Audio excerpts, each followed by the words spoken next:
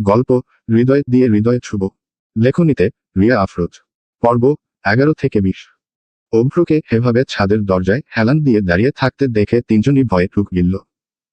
পেছনে থেকে মোটা একটা লাঠি বের করে তিনজনের দিকে অভ্র এগিয়ে যেতে যেতে বলল, একটু ডান্স দে তো, আমারও পিটাতে সুবিধা হবে।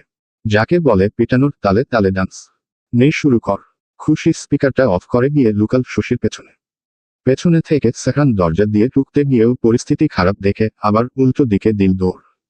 কি হলো? বাজে বক্স তালে তালে পিটাতে বেশ ভালোই লাগবে। হাতটাও একটু ম্যাচ করছে। অনেকদিন ধরে অভিমান করে আছে আমার উপর, তাই বেচারির অভিমান ভাঙাতে চলে এলাম। এবার শুরু কর। একটা করে শুরু করি। পেছনে থেকে তুলি কাপা গলায় উত্তর দিল, ভাই সব দোষ খুশি আপুর। আমরা সাউন্ড বক্সের কথা বলিনি। খুশি আপু সাউন্ড বক্স আনিয়েছে সেখান ভাইয়াকে দিয়ে। তাই খুব ঠিক আছে, তোরা তাহলে যা। মিটিংটা আমি খুশির সাথেই করছি। পাশ থেকে শশী কাপা গলায় বলল, আমরা কি যাব ভাইয়া? অভ্রর কথাটা বলতে দেরি হলেও দুইজনের পালাতে দেরি হলো না। পেছনে থেকে অভ্র সেদিকে তাকিয়ে রাগান্বিত কণ্ঠে বলল, উপরে মিটিং চলছে। বাদর গুলা শান্তিতে মিটিং ও করতে দিল না। তারপর তাকালো খুশির দিকে। কি যেন গান দিয়ে নাচ করছিলি? লাঠিটা ফেলে দিন না অভ্র ভাই। তোকে কি বলেছে? কই কিছু না তো। আমি তোকে বলেছিলাম না মিটিং চলছে, কেউ যেন ডিস্টার্ব করে। আসলে মনে ছিল না, এখন পিটিয়ে মনে করিয়ে দেই বাড়ি দেই। মাফ করে দিন অভ্র ভাই, আর কখনো আপনি বাড়িতে থাকলে সাউন্ড বক্স বাজাবো না। কান ধর কানে। বলছিলাম কি মাফ করে দিলে হয় না? আল্লাহ আপনার বিজনেসে আরো উন্নতি করে দিবে। আমার উন্নতি আল্লাহ এমনি করে দিবে। এখন কানে ধর। গুনে গুনে 50 বার উঠবস করবি। এটাই তোর ভুলে যাওয়ার শাস্তি।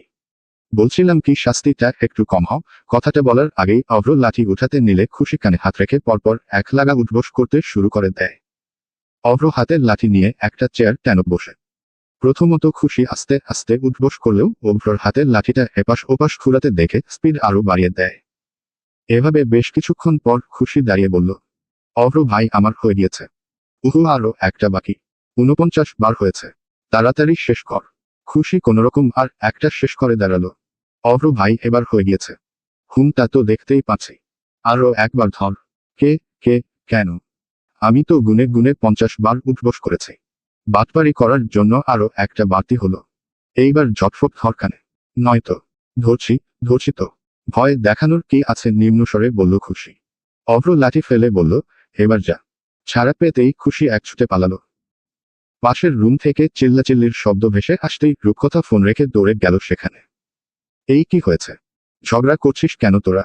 শশী তুলি আর খুশি একে অপরের চুল টানাটানি আর মারামারি করছে। রূপকথা কোনোরকম থামালো তিনটাকে। তোরা এইভাবে মারামারি করছিস কেন? খুশি চাতে বলল, তোমার বোনদের জিজ্ঞেস করো। আমায় এভাবে কেন বিপদের মুখে ফেলে রেখে চলে এলো? রূপকথা তীক্ষ্ণ চোখে জিজ্ঞেস করল, মানে? কোথায় ফেলে রেখে চলে এসেছিস তোরা ওকে? তোরা না ছাদে ছিলি? খুশি কান্না করে দিয়ে বলল, এই দুইটার জন্য অভ্র ভাই আমায় কান ধরিয়েছে। রূপকথা অবাক চোখে তাকালো। তারপর বলল, কি রে তোরা দুইজন আবার এইটুকু সময়ের ভিতর কি এমন করে ফেললি, যার জন্য এইভাবে মেয়েটাকে শাস্তি দিল অভ্র? শশী উত্তর দিল, আপু সব দোষ তোমার ওই আদরের ছোট বোনের। ওর শাস্তি পাওয়ারই দরকার। ও সাউন্ড বক্সে উল্টা পাল্টা গান বাজিয়ে ডান্স দিচ্ছিল। এই খবরদার মিথ্যা বলবি না। তোরা দুইজন কি গান ছেড়েছিস? প্রথম তো তোরাই গান বাজিয়েছিস, যার জন্য অভ্র ভাইয়ের মিটিং এ ডিস্টার্ব হওয়ায় লাঠি নিয়ে তেড়ে আসে। আমি তো শুধু তোদের বাজে গানটা পরিবর্তন করে সুন্দর একটা গান দিয়েছিলাম। তোর ওই সুন্দর গানের নেশায় অভ্র ভাই ছুটে এসে কান ধরিয়েছে তোকে। এবার বুঝলি তোর গান কতটা সুন্দর ছিল। এই খবরদার আমার গান নিয়ে কিছু বলবি না। দুই বোনের ঝগড়ার মাঝে রূপকথা আগ বাড়িয়ে বলল, হয়েছে, আর ঝগড়া করতে হবে না। যা হওয়ার হয়ে গিয়েছে। এখন ঝগড়া করলে এর সমাধান হবে না। এখন যা, যে যার রুমে গিয়ে ঘুমা।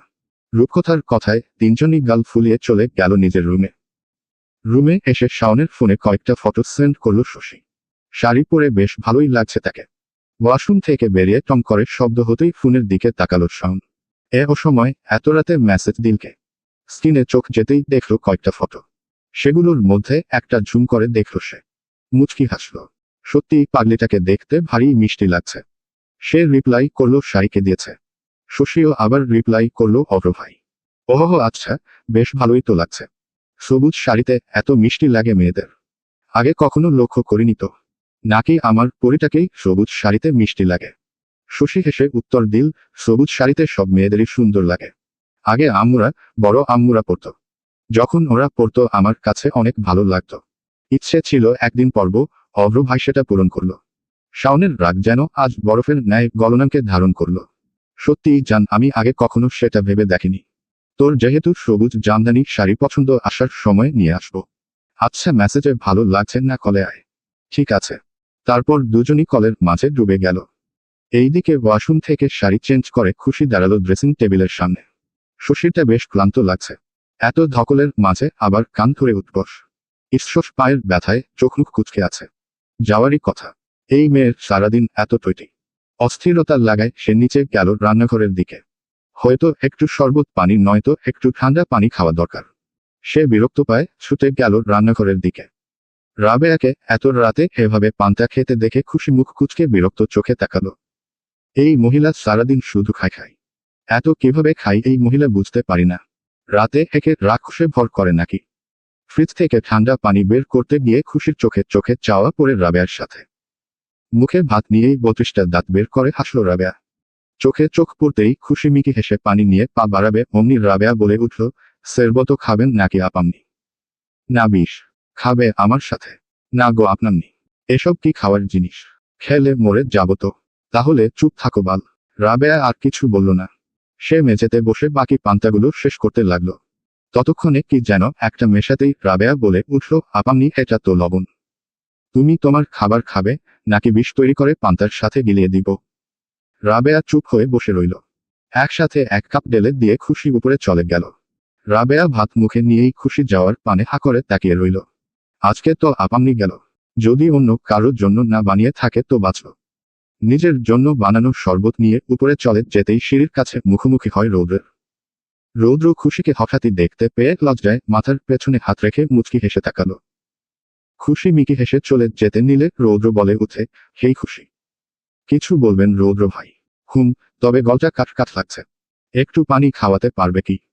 খুশি নিজের হাতের গ্লাসটা এগিয়ে দিয়ে বলল, এটা খান। তুমি বানিয়েছ বুঝি? হ্যাঁ। সঙ্গে সঙ্গে রৌদ্র গ্লাসটা নিয়ে চুমুক বসাল। ততক্ষণে ছিটকে পড়ে যায় গ্লাসটা। রৌদ্র বেহুন খেয়ে কাশতে শুরু করে। এ মা কি এটা? স স শরবত কেন ভালো হয়নি রৌদ্র ভাই? এত লবণ এতে। খুশি অন্যদিকে মুখ করে চোরা ঢুক দিলে বলল, এই রে রাবেয়া আপা তখন তাহলে ঠিকই বলেছিল। চিনির জায়গায় আমি লবণ মিশিয়ে দিয়েছি। হায় খোদা, এখন কি হবে? রৌদ্র ভাই আপনি ঠিক আছেন তো? কাশতে কাশতেই উত্তর দিল রৌদ্র। খুশি এক হাত দিয়ে মুখ আড়াল করে বিড়বিড় করে বলল, ভাগিস এটা অভ্র ভাই ছিল না। নয়তো এতক্ষণ পিটিয়ে বৃন্দাবন পাঠিয়ে দিত। সরি রৌদ্র ভাই। আসলে শরবতটা রাবেয়া আপা বানিয়ে দিয়েছে। একটু বয়স হয়ে গিয়েছে তো তাই হয়তো কোনটা লবণ কোনটা চিনি বুঝতে পারেনি। এই ওকে খুশি, তুমি টেনশন নিও না। আমি নিচে গিয়ে পানি খেয়ে নিচ্ছি। খুশি চলে যাওয়ার উপক্রম হলে রৌদ্র পিছু ডাকে। রৌদ্র হাত দিয়ে ইশারা করে বলে, আজকে কিন্তু শাড়িতে তোমায় সেই মানিয়েছে। ধন্যবাদ বলেই খুশি তড়িঘড়ি পায়ের রুমের দিকে হাঁটা দিল। রৌদ্র খুশি যাওয়ার পানেই পেছনে থেকে তাকিয়ে রইল। রুমে এসে যেন খুশি হাফ ছেড়ে বাঁচল। সবসময় তার সাথেই কেন উল্টাপাল্টা কিছু হয়, সে সেটা বুঝতে পারে না। গিয়ে বসল বিছানায়। আচমকাই চোখ গেল টেবিলের দিকে। কিছু একটা দেখা যাচ্ছে। এগিয়ে এসে দেখল একটা কাগজ। খুশি কাগজের ভাঁজ খুলে দেখল। কাগজটিতে যত্ন করে লেখা। হৃদয়ে কলঙ্কের চিহ্ন রেখে হলেও আমি তোমাকে চাই। তুমি হবে কি আমার? Please please please. চিঠিটা হাতে নিয়ে হতভম্ব চোখে তাকিয়ে রইল খুশি। মনোযোগ সহকারে চোখ বোলালো চিঠিখানায়। এই মুহূর্তে একটাই কথা ঘুরপাক খাচ্ছে মাথায়। চিঠির আড়ালের লোকটি কে হতে পারে? হঠাৎ করেই বাঁকার মনে ধরল তাকে। তবে যেই দিয়ে থাকুক না কেন, এই বাড়িতে যে আজরাইলের মতো একটা লোক রয়েছে, আবার চিঠি। কথাটা ভাবতেই খুশির গা শিহরিতে উঠল। তবে মনে তো হয় না নাহিদ। কারণ চৌধুরী মহলের দেয়াল টপকে প্রাণপ্রণ ঝুঁকি নিয়ে ভেতরে ঢুকবে বলে তেমন ছেলে নাহিদকে মনে হয় না। তাহলে কে? চিঠির আড়ালে লোকটির কথা ভাবতে ভাবতে উঠে দাঁড়ায় খুশি। চোখ সরতেই পাশে আরেকটা কাগজ দেখল। ভাঁজ খুলতেই চোখ মুখ কুঁচকে গেল তার। একটা ছন্দ লেখা। তবে এর মানে বুঝতে পারছেন না খুশি। লেখাটা ছিল এমন, আমাকে খুঁজে লাভ নেই রাতের পরই। অন্ধকারে যে হারায় আমি। ঘুম কেড়েছ শাস্তি বরাদ্দ। সে শাস্তির যে নেই কুলকুলাদ্য। উল্টো পৃষ্ঠে দৃষ্টি রাখতেই দেখল, তোমার কাছে একটাই অনুরোধ, যাই করো প্লিজ রাতে বাগানের দিকে যাবে না। আমি চাই না তোমার কিছু হোক। খুশির গাটা এবার বরফের ন্যায় জমে এলো। এসব কি? প্রথমত কেউ প্রেম প্রস্তাব দিলের পর আবার সাবধান করছে। এসবের মানে কি? এসব ফাইজলামির কোনো মানে আছে? মনে মনে চিঠির আড়ালে থাকা লোকটিকে গালি দিয়ে গুষ্টি উদ্ধার করল খুশি। যেই খামে ভরতে যাবে এমনি দুটি চকলেট আর ছোট একটা চিরকুট পেল। ওইটা খুলতেই দেখল, একটু ভালোবাসা আমার জন্য ব্যয় করলে মহামারী হয়ে যাবে না। প্লিজ এত নিষ্ঠুর হইও না। খুশি মনে মনে রেগে বিড়বিড় করল, যদি একবার তোকে পাই না, প্রেমের মহামারী বাজাবো তোর। নয়তো আমার নামও আবিহা চৌধুরী খুশি নয়। চিঠিগুলো খামে রেখে খুশি বেকুনিতে গেল।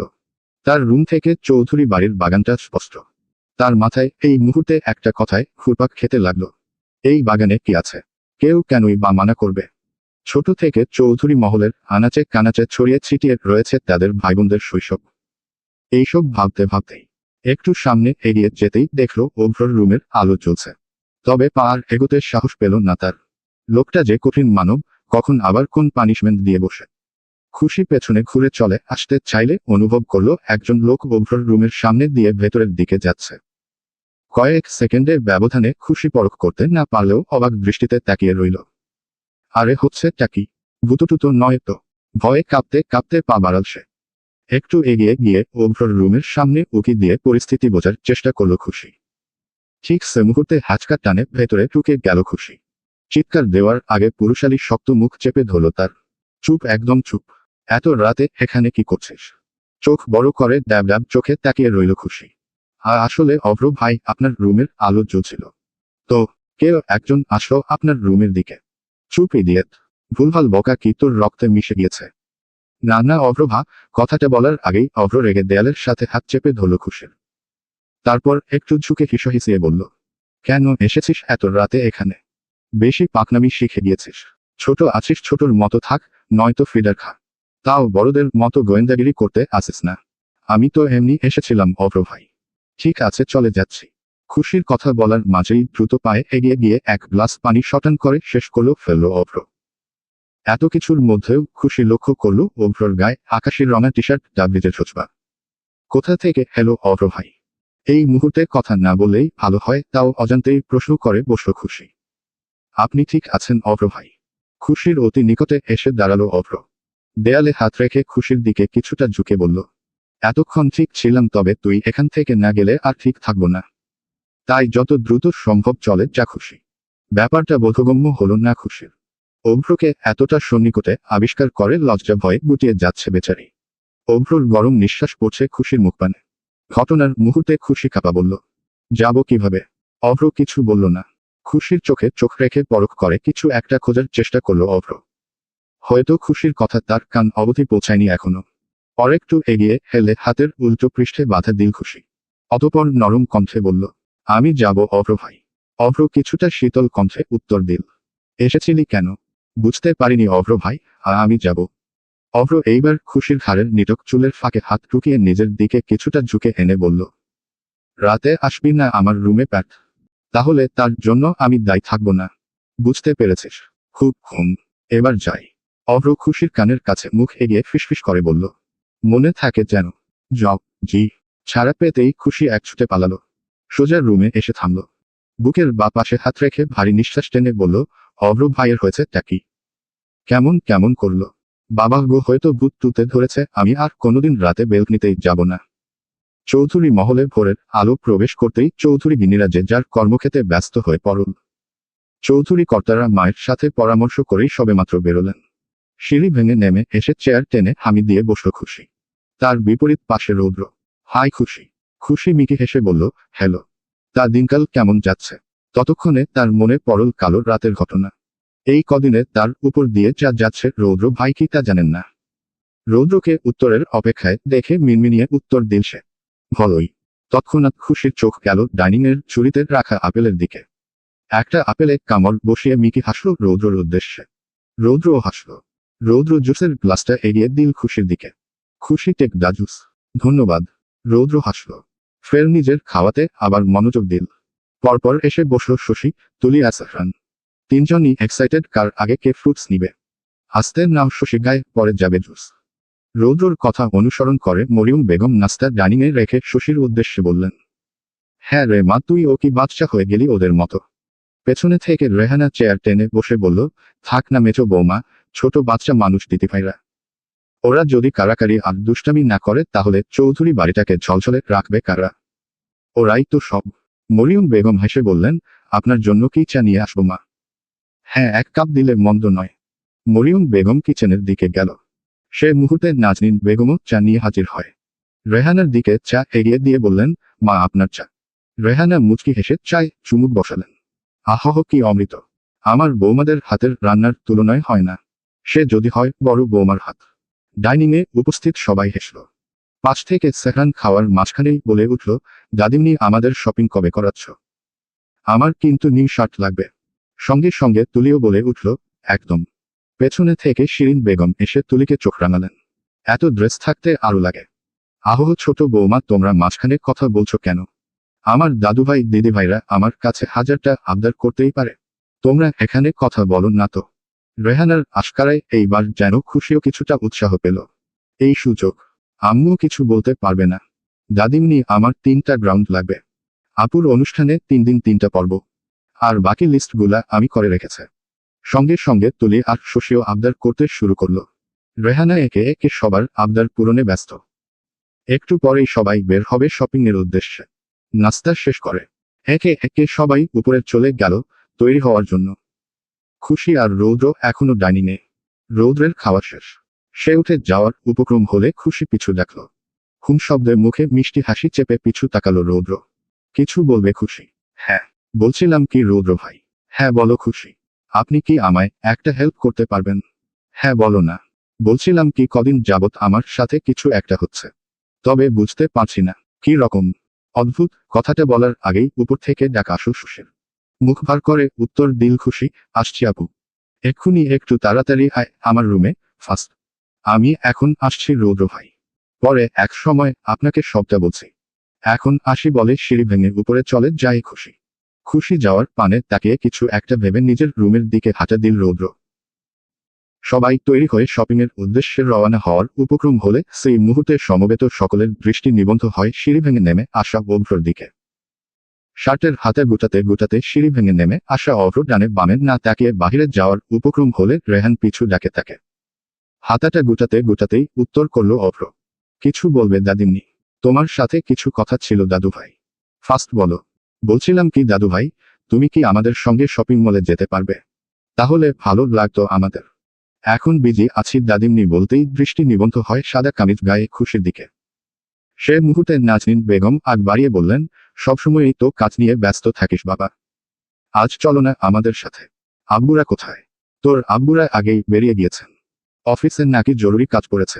উনি যাবার আগে বলে গিয়েছেন তুই আমাদের শপিং মলে পৌঁছে দিতে। অভ্র এক পলক সবার দিকে দৃষ্ট রাখল। যেন তারই হ্যাঁ বলার অপেক্ষায় প্রহর গুনছে সমবেত সকলে।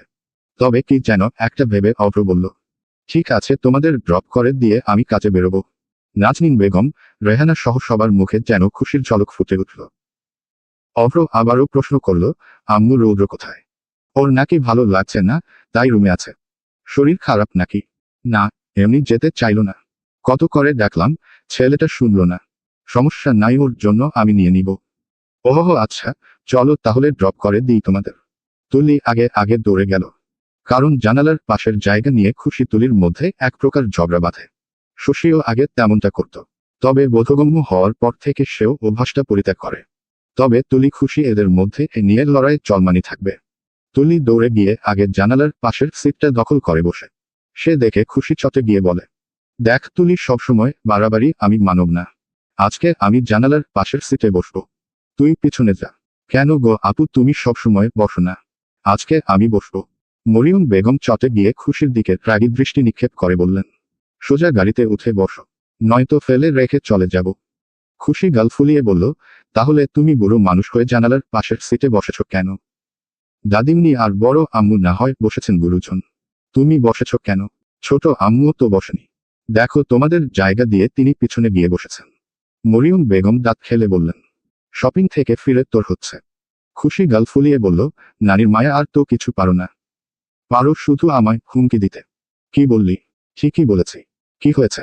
আচমকা পেছনে থেকে অভ্রর কণ্ঠস্বরে ঘাবড়ে গেল খুশি। মাঝখান থেকে আগ বাড়িয়ে রূপকথা বলল, দেখ না ভাই, বাচ্চা দুইটা ঝগড়া করছে। তুই বরং ড্রাইভিং সিটের পাশে খুশিকে নিয়ে নে, তাহলেই মিল হয়ে যাবে। না না আপু, আমি পেছনেই ঠিক আছি। তুমি তুলিকে সরে বসতে বলো। সামনে আয়। অভ্র ভাই, আমি পেছনেই ভালো আছি।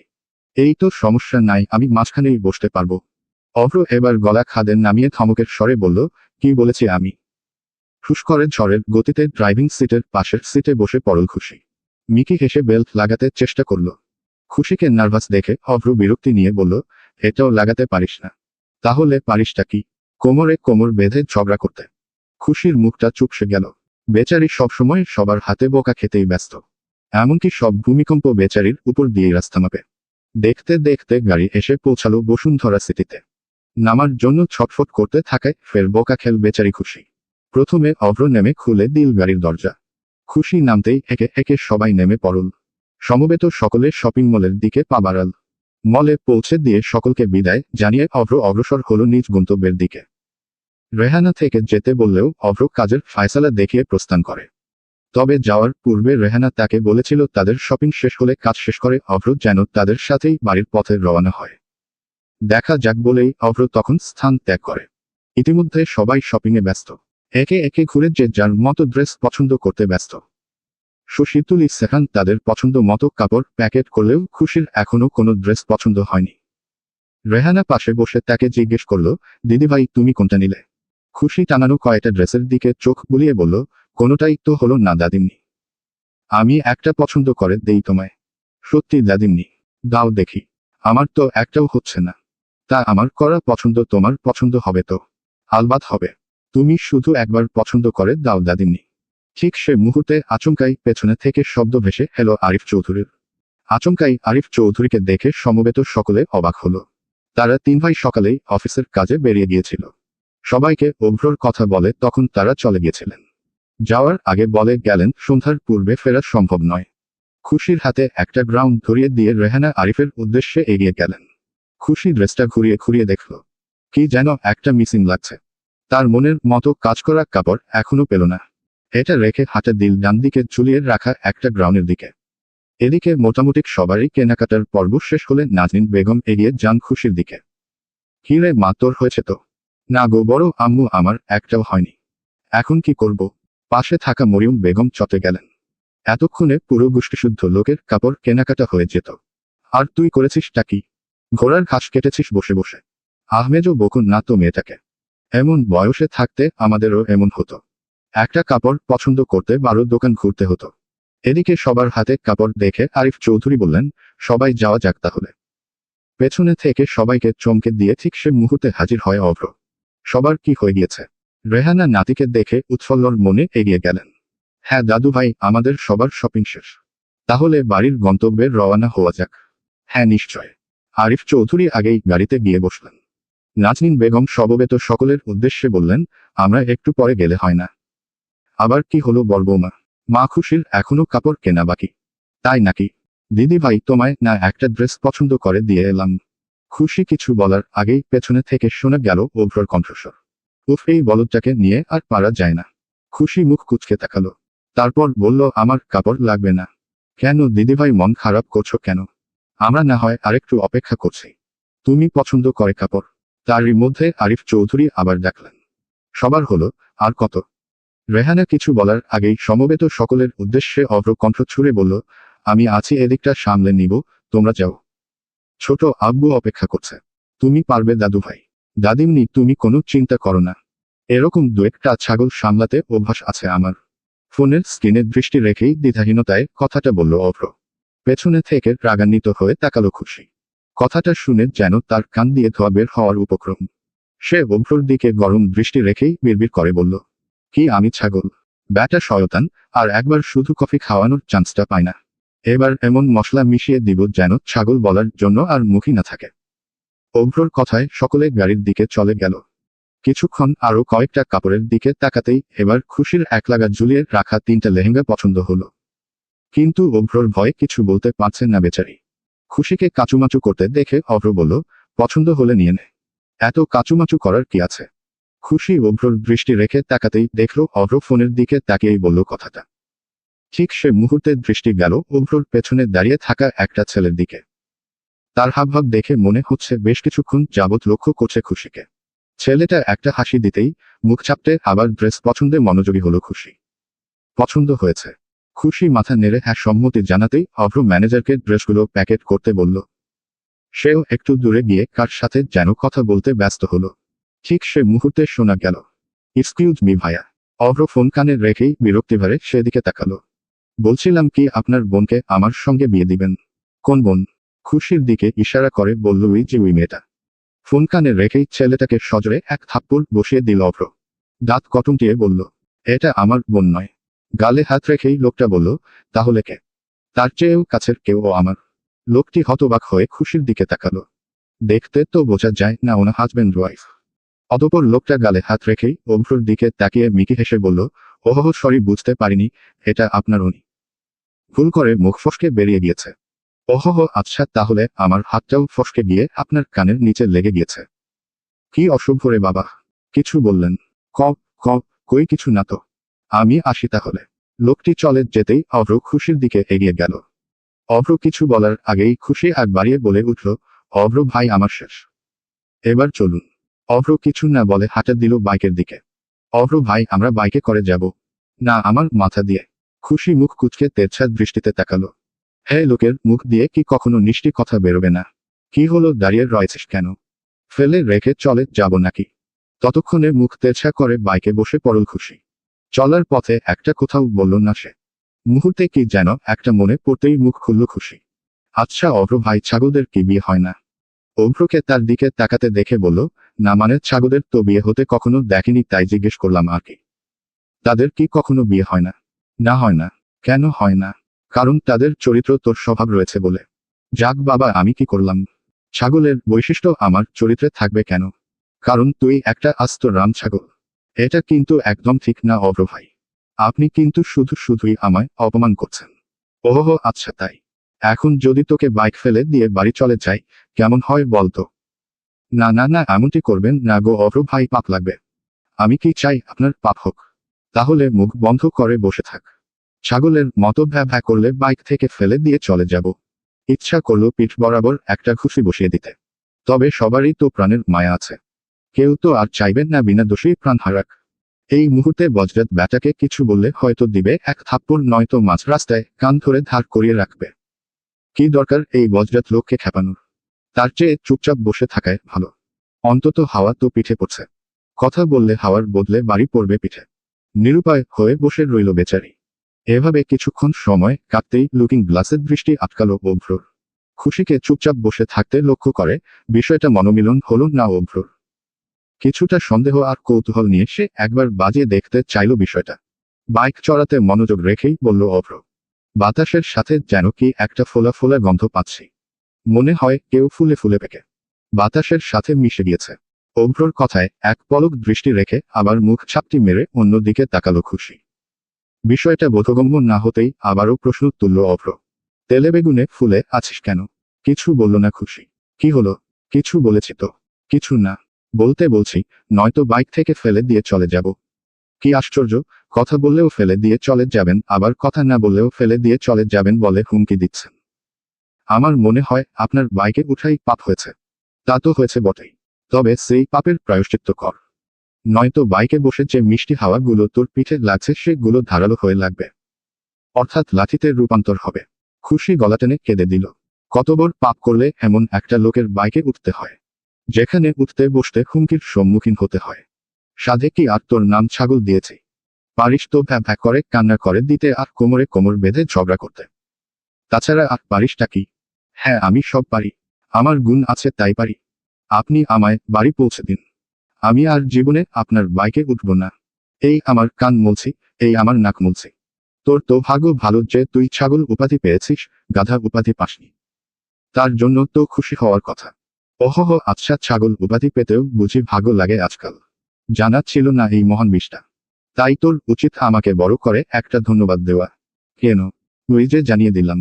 তাহলে আমি যদি একটা উপাধি দেই আপনাকে, আপনি কি খুশি হবেন? যেমন, আমি যদি আপনাকে খ্যাপার সার উপাধি দেই তাহলে? কারণ আপনি তো সবসময়ই খ্যাপাসার মতো খ্যাপে থাকেন আর যখন তখন হুমকি দিতে পারেন। এত হুমকি তো আজকাল মনে হয় ডাকাতরাও দেই না। তার মানে তুই আমাকে ডাকাত বলতে চাইছিস? না, তার চেয়েও ডেঞ্জারাস কিছু বললি? কই না তো।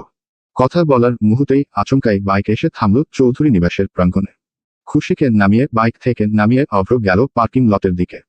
হাতে 3টা শপিং ব্যাগ নিয়ে খুশি দৃঢ় পদক্ষেপে প্রবেশ করল চৌধুরী নিবাসের ভেতরে। ড্রয়িং রুমে সবাই তাকে আঁকড়ে ধরল। একে একে 3টা ড্রেস খুলে সবাইকে দেখাতে ব্যস্ত খুশি। সে মুহূর্ত দেখা গেল অভ্রকে সিঁড়ি ভেঙে উপরে উঠে যেতে। নাজনীন বেগম ডাকতে চাইলেও মাঝখানে বাদ হয়ে দাঁড়ায় রেহানা। এখন দাদুভাইকে ডাকা ঠিক হবে না বড় বৌমা। ওকে ওর মতো ছেড়ে দাও। তাছাড়া বেশ ক্লান্ত দেখাচ্ছে। ডাকতে গেলে আবার চটে যাবে। নাজনীন বেগম মলিন হেসে আবার কাপড় দেখায় মনোযোগী হলো। এইদিকে কাপড় দেখার পর্ব শেষ হলে সবাই ড্রয়িং রুম ত্যাগ করে উঠে যায় যার যার নিজ রুমে। খুশিও সিঁড়ি ভেঙে চলে এলো তার রুমে। কাপড়গুলো আলমারি বদ্ধ করে এসে বসল বিছানায়। লম্বা শ্বাস ছেড়ে গা হেলিয়ে শুয়ে পড়ল।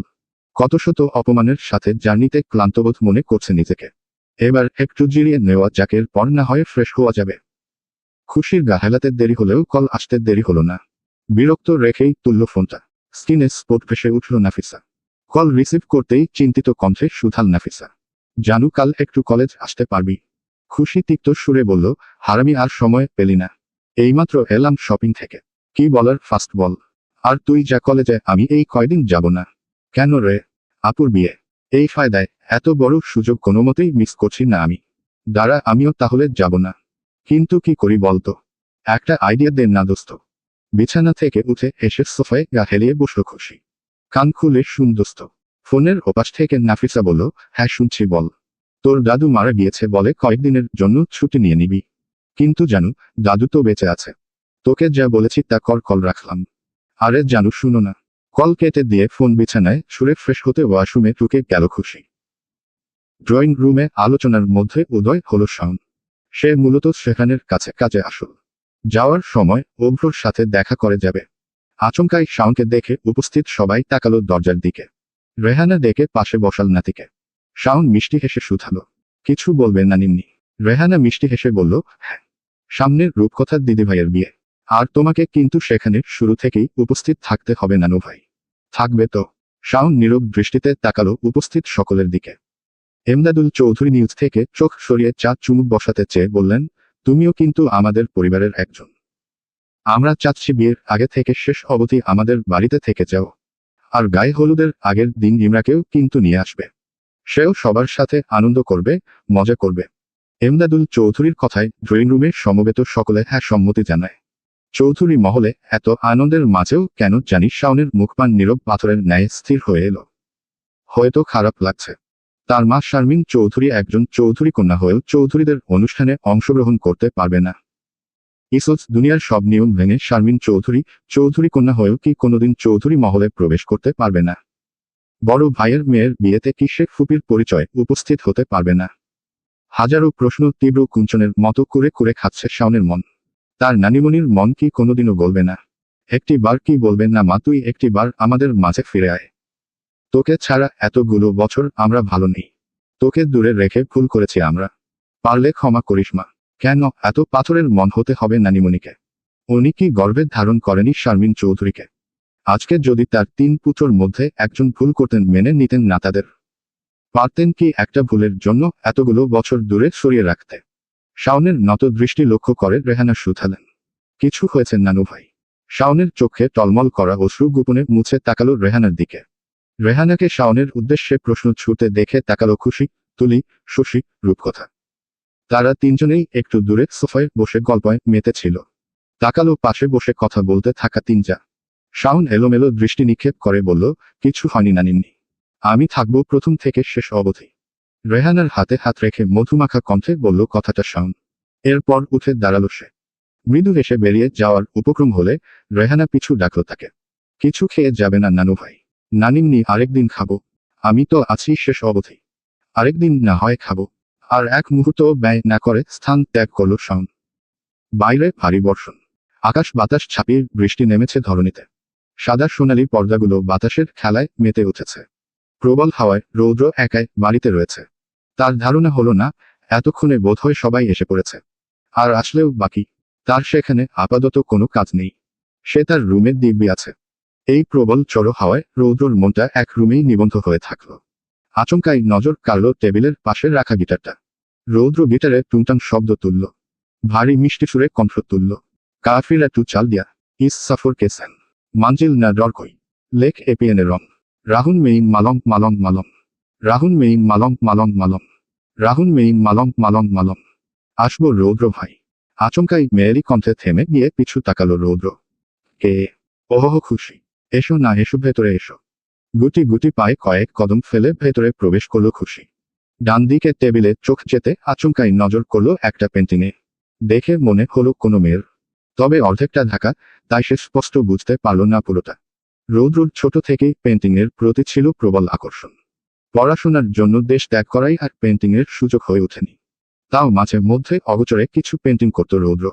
খুশি এগিয়ে যাওয়ার আগেই তড়িৎ গতিতে পেন্টিংটা উঠিয়ে নিল রৌদ্র। মুখে তার স্পষ্ট এলোমেলো হাসি। রৌদ্র ভাই এটা কি ছিল? কই কিছু না তো। তুমি বসো না বসো। এখানে বসো। কিছু খাবে?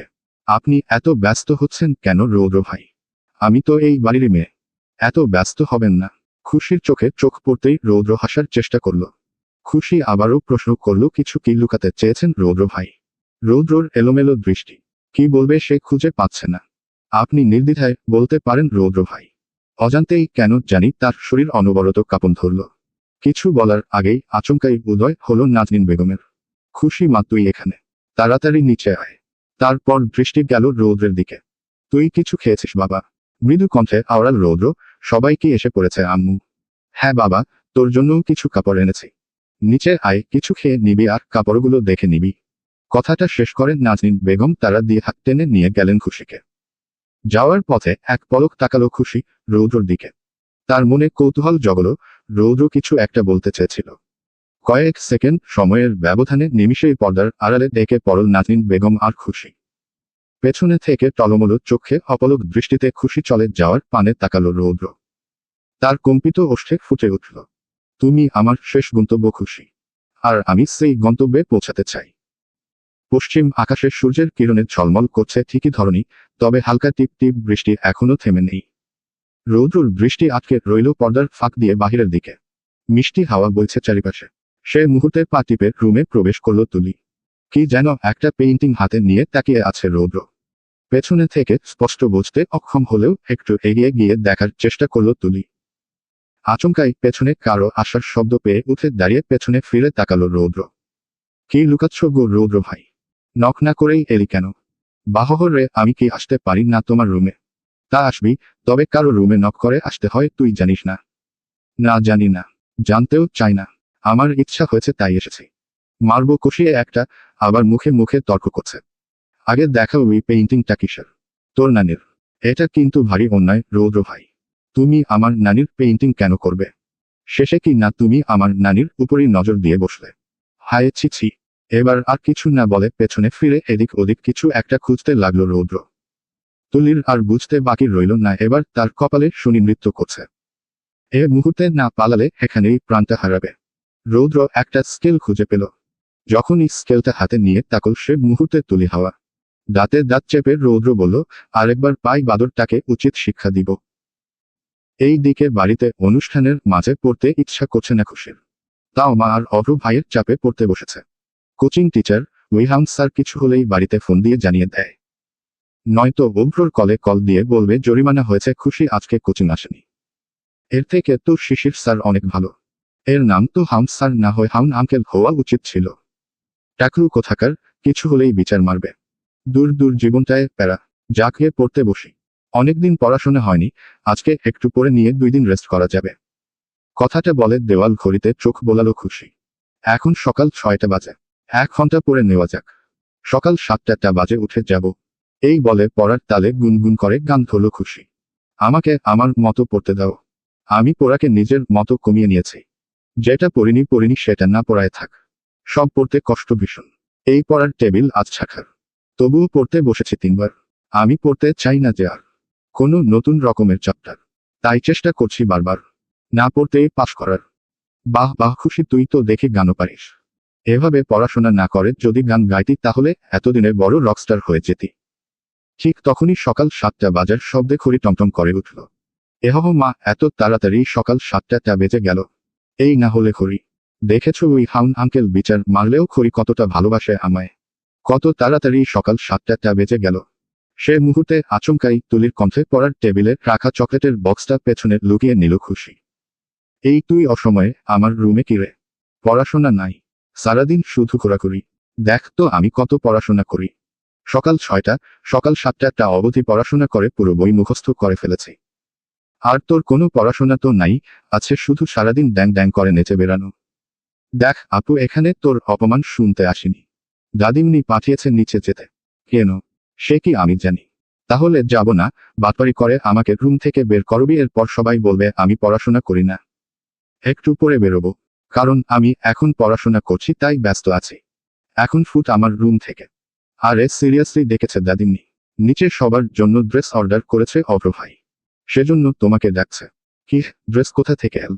আমরা না বিকেলে শপিং করে এলাম। অভ্র ভাই অনলাইনে আবার সবার জন্য আলাদা করে ড্রেস অর্ডার করেছে। এখন আসলে নাই, আমি গেলাম। আমার ড্রেস আমি নিয়ে নিচ্ছি। গেলাম কিন্তু। তুলি যাওয়ার পানে হা করে তাকিয়ে রইল খুশি। সত্যিই নাকি তুলি ওকে ধাপ্পা মেরে নিচে নিয়ে গিয়ে অভ্র ভাইয়ের হাতে মার খাওয়াবে? এ যে পাজি, একে বিশ্বাস করা যায় না। তাও উপর থেকে উকিঝুঁকি মেরে নিচের অবস্থান দেখার চেষ্টা করল খুশি। না, কথাটা ঠিকই, সবাই এতগুলো শপিং ব্যাগ একে একে খুলে দেখছে। খুশির তো তরস সইছে না। তবে নিচে যাওয়ার আগে চকলেটের বক্সটা লুকিয়ে যাওয়া দরকার। কলেজে নাফিসার ভয় আর বাড়িতে তুলির ভয়। এদের জ্বালায় একটা চকলেটও শান্তিতে রাখতে পারে না বেচারি। নিচে আসতেই লক্ষ্য করল খুশি, শাওনও সেখানে উপস্থিত। রেহানা তাকে কিছু নিতে বললেও সে নিচ্ছে না। উল্টো বলছে পরে এক সময় নিয়ে নিবে। শশীও তাকে ইশারায় বোঝালো নিয়ে নিতে। তবে কেন যেন শাওন নিতে চাইল না। সে দেখে রেহানা তাকে জোরপূর্বক একটা শপিং ব্যাগ হাতে ধরিয়ে দিল। রৌদ্রকে কিছু পছন্দ করতে বললে সে পাল্টে বলল নাজনীন বেগম বা রেহানা তার জন্য একটা পছন্দ করে তুলে রাখতে। এরই মধ্যে সিঁড়ি ভেঙে আবার নেমে এল অভ্র। কে কি নিতে চাইছে না? কথাটা শুনে সবাই সিঁড়ির দিকে তাকালো। অভ্রকে এদিকে আসতে দেখে রেহানা এগিয়ে গেল। দেখো তো দাদু ভাই, এরা দুই ভাই কি শুরু করেছে? কেন দাদিমনি? রেহানা কিছু বলার আগেই শাওন এগিয়ে এল। এই প্রথম শাওনের সাথে অভ্রর সাক্ষাৎ। অভ্র বিদেশ থেকে আসার পর শাওন চৌধুরী বাড়িতে এলেও মুহূর্তে আবার চলে যাওয়ায় তার সাথে এখনো সাক্ষাৎ হয়নি। অভ্রকে জড়িয়ে ধরল শাওন। দুই ভাই কুশল বিনিময় করল। এবার অভ্র নিজে গিয়ে 4টা শপিং ব্যাগ শাওনের হাতে ধরিয়ে দিল। শাওন ভাইয়া, এটা তোমার জন্য, এটা ইমরার, এটা ফুপা আর এটা ফুপির জন্য। শেষ কথাটা উচ্চারিত হতেই সমবেত সকলে একসাথে তাকালো অভ্রর দিকে। সাধারণত অন্য কেউ এমন কিছু বললে মুহূর্তেই চৌধুরী মহল ভূমিকম্পের ন্যায় গর্জে উঠত রেহানার হুঙ্কারে। কিন্তু এখানে অভ্র হওয়ায় স্থানটা নীরবতা পালন করছে। 3 চৌধুরী বিনি প্রথমে একে অপরের দিকে মুখ চাওয়াচাওয়ি করল সমবেত সকলে। রেহানার মুখে কিংবা চোখে মুখে তেমন কোনো প্রতিক্রিয়া দেখা গেল না। সবাই ভেবে নিল সামান্য কিছু কাপড়ই তো দিয়েছে, চৌধুরী মহলে তো আর শারমিনকে ডেকে আনেনি। তাই হয়তো রেহানা তেমন একটা রাগ করেননি। রেহানা সবাইকে যারা যার পছন্দ মতো কাপড় বেছে নিতে বললেন। এই দিকে শাওনের সাথে কুশল বিনিময় করে সবাইকে যারা যার কাপড় পছন্দ করে নিতে বলে আবার সিঁড়ি ভেঙে উপরে উঠে গেল অভ্র। এই দিকে সন্ধ্যা গড়িয়ে রাতের আবেশ নামতে শুরু করেছে। তাই শাওন আর দেরি না করে বিদায় নিয়ে বাড়ির পথে রওনা দিল। সকালের আলোয় চৌধুরী মহল ছলছল করলেও কারো মুখে নেই স্থিরতার চাপ। একাজ ওকাজে সবাই ব্যস্ত। কারণ চৌধুরী মহলের সকলের উপর দিয়েই আজকাল ঝড়ো হাওয়া বইছে। বড় মেয়ের বিয়ে, কাটছাট ছাপানো থেকে শুরু করে যাবতীয় প্রস্তুতি কাজ এখনো বাকি। 3 চৌধুরী গিন্নি সকাল থেকেই রান্নার দিক সামলাতে ব্যস্ত। এই সময় সিঁড়ি ভেঙে নেমে এল রেহানা। আচমকাই তার সামনে ভিড় করল চৌধুরী মহলের কর্মচারীরা। একে একে সবাইকে বুঝিয়ে দিয়ে ডাইনিংয়ের কাছে এলো রেহানা। পরক্ষণেই হলঘরের কোনায় তার মুখোমুখি হলো নাজনীন বেগম। বড় বৌমা, এই দিকের কাজ কত দূর? মা, রান্নার আয়োজন চলছে। তবে বলেছিলাম কি, কাজ ছাপানোর কাজ তো এখনো বাকি। এমদাদুলরা কোথায়? মা, অভ্রর বাবা একটু বেরিয়েছেন। তার বহুদিনের পুরনো এক বন্ধুর সাথে সাক্ষাৎ করতে যাবার আগে বলে গিয়েছেন ছেলেগুলোকে দিয়ে কাজগুলো করিয়ে নিতে। আচ্ছা, অভ্র দাদুভাই কোথায়? ও সেহরান আর রৌদ্র দাদুভাই মিলে না হয় কাজ ছাপানোর কাজগুলো দেখে নিবে। মা, অভ্রর বন্ধু এসেছে। কখন থেকে রুমে তারা কথাবার্তা বলছে, তাই আর ডাকতে চাইনি। কে এসেছে? ইরফান। ওহো, আচ্ছা তাহলে পরে দেখা করে নিচ্ছি। এইদিকে চৌধুরী বাড়িতে এত কোলাহলের শব্দে ঘুম ভাঙল খুশির। এই কটা দিন যাবৎ যেমন ঝড়ো হাওয়া বইছে তার উপর তেমনি ঘুমের 12টা বাজছে। মন চাই দূরে কোথাও বাড়ি থেকে চলে যায়, তারও উপায় নেই। না বলে কোথাও চলে গেলে আবার বাড়ি ফিরে এলে এই কেলানির দায় নিবে কে? সবকিছুই বিরক্তিকর। এই বলে চোখ মুখে বিরক্তির চাপ টেনে ওয়াশরুমে চলে গেল খুশি। কিছুক্ষণের মধ্যে ফ্রেশ হয়ে বেরোলো রুম থেকে। আহহ, আজকের দিনটা কি ফুরফুরে, হাওয়াটাও মিষ্টি। মনে হয় আজকে আর কপালে কোনো কেলানি নেই, নয়তো রোজ রোজ কেলানি খেয়ে অতিষ্ঠ বেচারি। সে মুহূর্তে আচমকাই দূরে গিয়ে চোখ আটকালো অভ্রর সাথে কথা বলা একটি ছেলের দিকে। এটা ইরফান ভাই না? আরে এটা তো ইরফান ভাই। এই ব্যাটাই তো সেদিন অভ্র ভাইয়ের কাছে সব কুটনামি লাগিয়ে শুধুই শুধুই মার খাওয়ালো। যদি কখনো সুযোগ পাই না একে ও মজা বোঝাবো। অভ্র ভাইকে তো কফি খুঁয়েছি আর একে চাল লঙ্কা খাইয়ে দিব, নয়তো আমার নামও খুশি নয়। যাই বাবা, এবার এখান থেকে কেটে পড়ি, নয়তো দেখে ফেললে বলবে আরে খুশি না। পড়াশোনা কেমন চলে? নিয়মিত কোচিং যাও তো, পড়াশোনা করো তো। মানুষ আগে দেখা হলে কেমন আছো কি করছো এইসব জিগায়, আরে আছে শুধু পড়াশোনার কথা। দেখতে হবে না কার বন্ধু। ওই খাটতারা অভদ্র পুরুষের বন্ধু না, সেই জন্যই দুইটা এক কোয়ালিটির, দুইটার মধ্যেই একই গুণ। এদের জ্বালায় জীবনটা আমার ছাখার। কেলানি খেতে খেতে জীবন শেষ। এখন বাকি রয়েছে শুধু প্রাণটা বেরিয়ে উপরে চলে যাওয়ার। এই বলে যেই না খুশি হাঁটা দিবে ততক্ষণে পেছনে থেকে কেউ একজনকে খুশির নাম ধরে ডেকে উঠল। তাও খুশি না শোনার ভান ধরে তুফানের গতিতে সামনের দিকে হাঁটা ধরল। আচমকাই খুশির সামন দৌড়ে এসে দাঁড়ালো ইরফান। সে হাঁপাতে হাঁপাতে বলল, এভাবে ছুটে পালাচ্ছ কেন? ইরফানের দিকে তাকিয়ে ডান দিকে ঘুরতেই দেখল অভ্র এই দিকেই তাদের দিকে এগিয়ে আসছে। ইরফান কিছু বলার আগেই অভ্র এসে পৌঁছালো। দীর্ঘদিন পর খুশির সহিত ইরফানের সাক্ষাৎ। খুশি কিছু বলার আগেই ইরফান জিজ্ঞেস করল, পড়াশোনার কি অবস্থা খুশি? মুখটা যেন নিমপাতার ন্যায় তেতো হয়ে এলো খুশির। যা ভেবেছিল তাই হলো, এরা শুধু পড়াশোনার কথা, আর কিছু কি এদের মাথায় ঘুরে না? কি জানি বাবা, সেটাই খুশি চিন্তা করে পায় না। বেশ কিছুক্ষণ কুশল বিনিময়ের পর খুশিকে যেতে বলে ইরফানকে নিয়ে চলে যায় অভ্র। এইদিকে নিচে হইচই বরের বাড়ি থেকে কিছু উপহার সামগ্রী পাঠিয়েছে। সেগুলো ভেতরে আনার পর চৌধুরী গিন্নিরা একে একে গুছিয়ে রাখছেন। পরশু গায়ে হলুদ, তাই বউয়ের বাড়ি থেকেও কিছু পাঠানোর দরকার মনে করলেন রেহানা। যাই হোক না কেন, চৌধুরী পরিবারের মানসম্মানের ব্যাপার। সেই ভাবনা থেকেই তিনি ঠিক করলেন অভ্র আর শাওনকে দিয়ে কিছু উপহার সামগ্রী অপন্ন করবেন। শোনা গেল শাহাদাত চৌধুরী আর সেখান মিলে কার্ড ছাপানো সম্পন্ন করেছে। সেদিকটা নিশ্চিন্তে, তবে এখনো প্রয়োজনীয় উপহার সামগ্রী প্রেরণের কাজ বাকি আছে। একটু আগেই রেহানা অভ্রকে ডেকে এলেন। অভ্র বলল ইরফানকে এগিয়ে দিয়ে আসছে। নিচের সব উপহার সামগ্রী ঠিকঠাক মতো গুছিয়ে রাখার কাজ চৌধুরী গিন্নি আর কর্মচারীরা করে নিয়েছে। রৌদ্রকে সাথে যেতে বললেও সে কোনো কারণবশত অমত জানায়। সেজন্য আরেকজন দরকার। সেহরান আর শাহাদাত চৌধুরী অন্য কার্যচক্রে নিমগ্ন। এইদিকে শাওনও প্রস্তুত, কিন্তু অভ্রর এখনো কোনো খবর নেই। আরেকজন কাকে পাঠাবে সেটা নিয়ে চিন্তিত রেহানা। আচমকা সে মুহূর্তে খুশি এসে বলল, দাদিমনি আমি সাথে যাব। রেহানা বারণ করলেও শাওন রেহানাকে বোঝায়, নানিমনি খুশিকে সাথে নিয়ে নেই। পেছনে থেকে অভ্রর কণ্ঠ শোনা গেল, কারো যাওয়ার দরকার নেই, মেয়ে মানুষের বাইরে যাওয়ার প্রয়োজন নেই। শাওন আপত্তি জানালো, যাক না আমাদের সঙ্গে। সমস্যা কি? তুমি বুঝতে পারছো না শাওন ভাইও সেখানে গিয়ে ঝামেলা করবে। এই বাদরকে সামলানো মুশকিল। আমি আছি তো, কিছু হবে না। অভ্র কিছু বলার আগেই রেহানা বলল, নিয়ে যাও না দাদুভাই, সমস্যা কি? ওর আপুর শ্বশুর বাড়িও একটু দেখে আসুক। এতজনের প্রয়োজনের অতি প্রয়াসে অভ্র আর কিছু বলল না। শাওনকে আসতে বলে সে আগেই বেরিয়ে গেল পার্কিং লটের দিকে। শাওনু খুশিকে নিয়ে হাঁটা ধরল অভ্রর পেছনে পেছনে। রেহানার কথা মতো পেছনের গাড়িতে সব জিনিসপত্র গুছিয়ে দিল কর্মচারীরা। সামনের গাড়িতে অভ্র, শাওন আর খুশি। অভ্র শাওনকে ড্রাইভিং সিটের পাশে বসতে বললেও খুশিকে সামনে বসতে বলে সে পেছনে উঠে বসল। তার মধ্যে আর আগ বাড়িয়ে অভ্র কিছু বলল না। এদের ভাই বোনের মাঝি। খুশিকে বেল্ট বাঁধতে বলে গাড়ির স্টিয়ারিং দিল অভ্র। গাড়ির চলাচলে দুই ভাইয়ের মধ্যে কুশল বিনিময় হলেও খুশি চুপচাপ। কারণ সে একটা কথা বললেই দোষ হবে, অভ্রর কাছে বাস খেতে হবে। কি দরকার আগ বাড়িয়ে বোকা খাওয়ার? সেজন্য চুপচাপ বসে জানালা দিয়ে বাইরের দৃষ্টি নিক্ষেপ করে বসে রইল। এতক্ষণ বিষয়টা নোটিস না করলেও এখন বিষয়টা নোটিস করলো অভ্র। লুকিং গ্লাসে কয়েকবার লক্ষ্য করলো বেচারি মুখ ভারী করে চুপচাপ বসে আছে। অভ্র আর কিছু বলল না, কারণ পাগল চুপ আছে, চুপি থাক, একে উস্কিয়ে লাভ নেই। একবার মুখ দিয়ে কথা বের হলে সারা রাস্তায় মাথা কাঁপে। অল্পক্ষণের মধ্যেই পৌঁছে গেল তারা বরের বাড়িতে। গাড়ির শব্দ শুনেই নিশান এগিয়ে এলো। কারণ রূপকথা আগে থেকেই সব বলে রেখেছিল। গাড়ি থামতেই অভ্র, শাওন আর খুশি নেমে এল। অভ্র, শাওন নিশানের সাথে হ্যান্ডশেক করল। আরে খুশি, তুমিও এসেছ। নিশানের কথায় চারিদিকে দৃষ্টি ঘুরিয়ে দেখা খুশিও একবার তাকালো। তারপর মিকি হেসে বলল, জি ভাইয়া। তা ভালো করেছ। দাদিমণিরা আর বাড়ির সবাই কেমন আছেন? জি আলহামদুলিল্লাহ ভালো আছেন। অভ্রর এবার বিষম খেল। ব্যাপার কি পাগল, আজকে ভালো হয়ে গেল কিভাবে? তিনজনই ফিরে তাকালো অভ্রর দিকে। কিছু হয়েছে শালাবাবু? না ভাইয়া, আমি ঠিক আছি। আচ্ছা ভেতরে চলো। সবাই হেঁকে হেঁকে ভেতরে প্রবেশ করলো। সেখানে নিশানের বাবা মায়ের সাথে দেখা সাক্ষাৎ করলো তিনজন। অভ্র বাবা মা তিনজনকে দুপুরের খাবার খেয়ে যেতে বললেও অভ্র অমত পোষণ করে। কারণ তার অফিস থেকে বারবার কল আসছে। রেহানের কথা রাখতে শুধু সে এখানে এসেছে। নিশান তিনজনকে নিয়ে বের হলো তাদের বাড়ি থেকে 1 কিলো দূরে একটা দিঘির নিকট।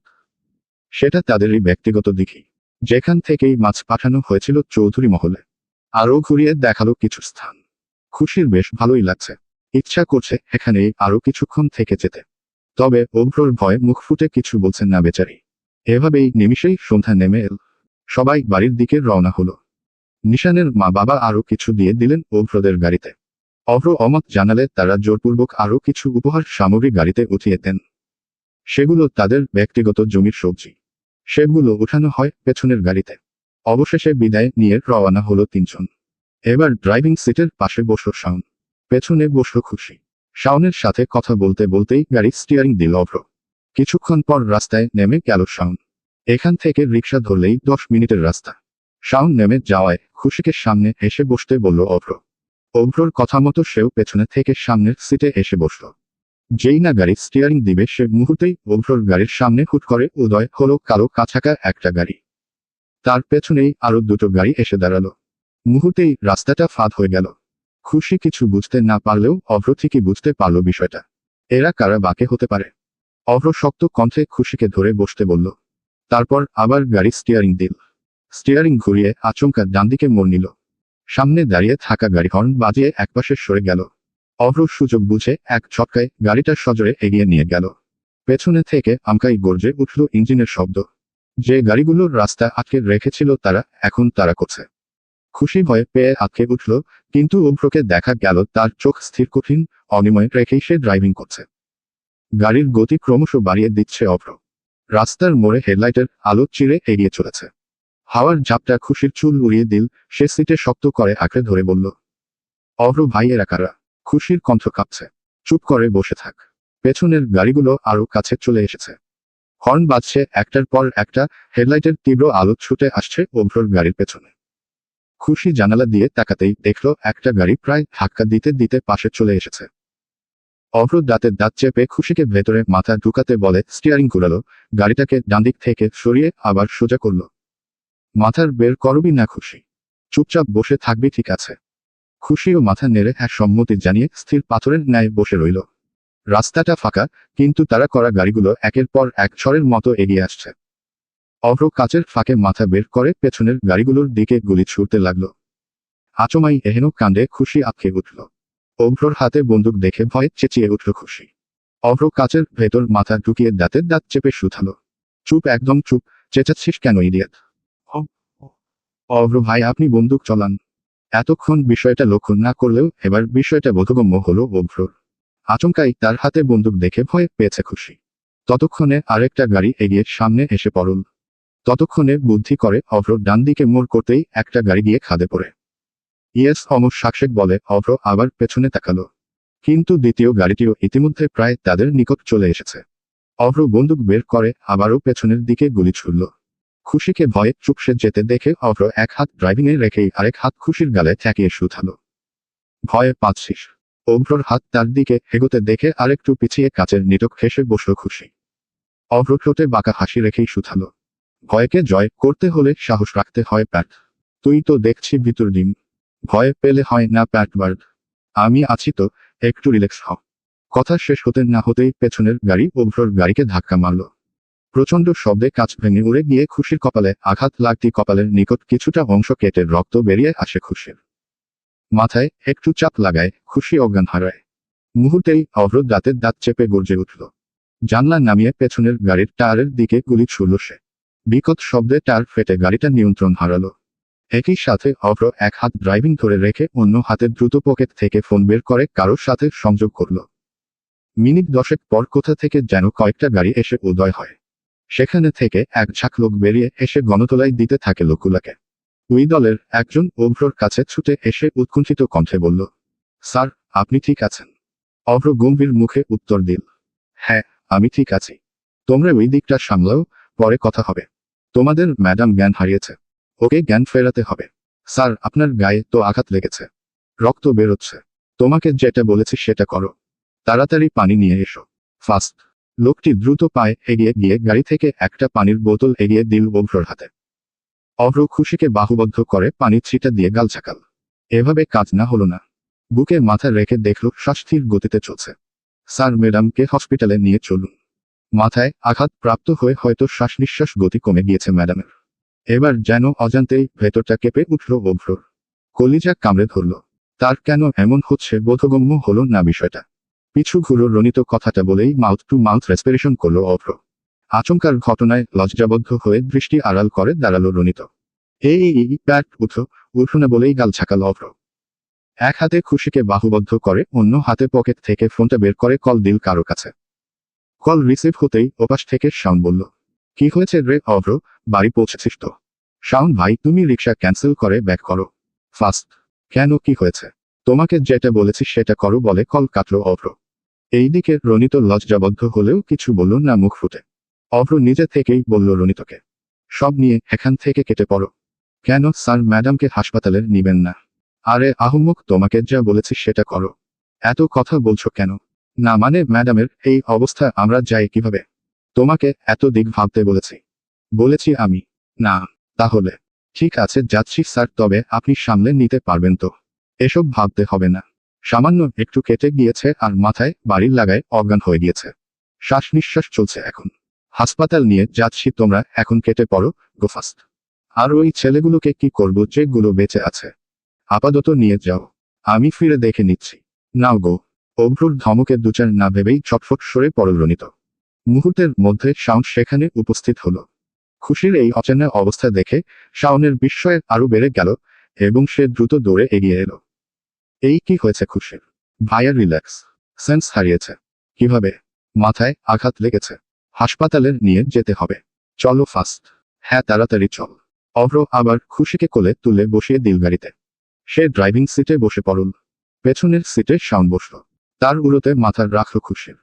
শাওন উদ্বিগ্ন স্বরে বলল, এইটুকু সময়ের ভেতর কি হয়ে গেল মেয়েটার, বলে বিষণ্ণ মনে তাকালো খুশির মুখপানে। অভ্র গাড়ির স্টিয়ারিং ধরে ধীরে ধীরে হাসপাতালের সামনে এসে গাড়ি থামালো। দুই ভাই একসাথে খুশিকে ধরে নামাল, কিন্তু অভ্র কিছু বলার আগেই শাওন খুশিকে কোলে তুলে দ্রুত হাসপাতালের ভেতরে ঢুকল।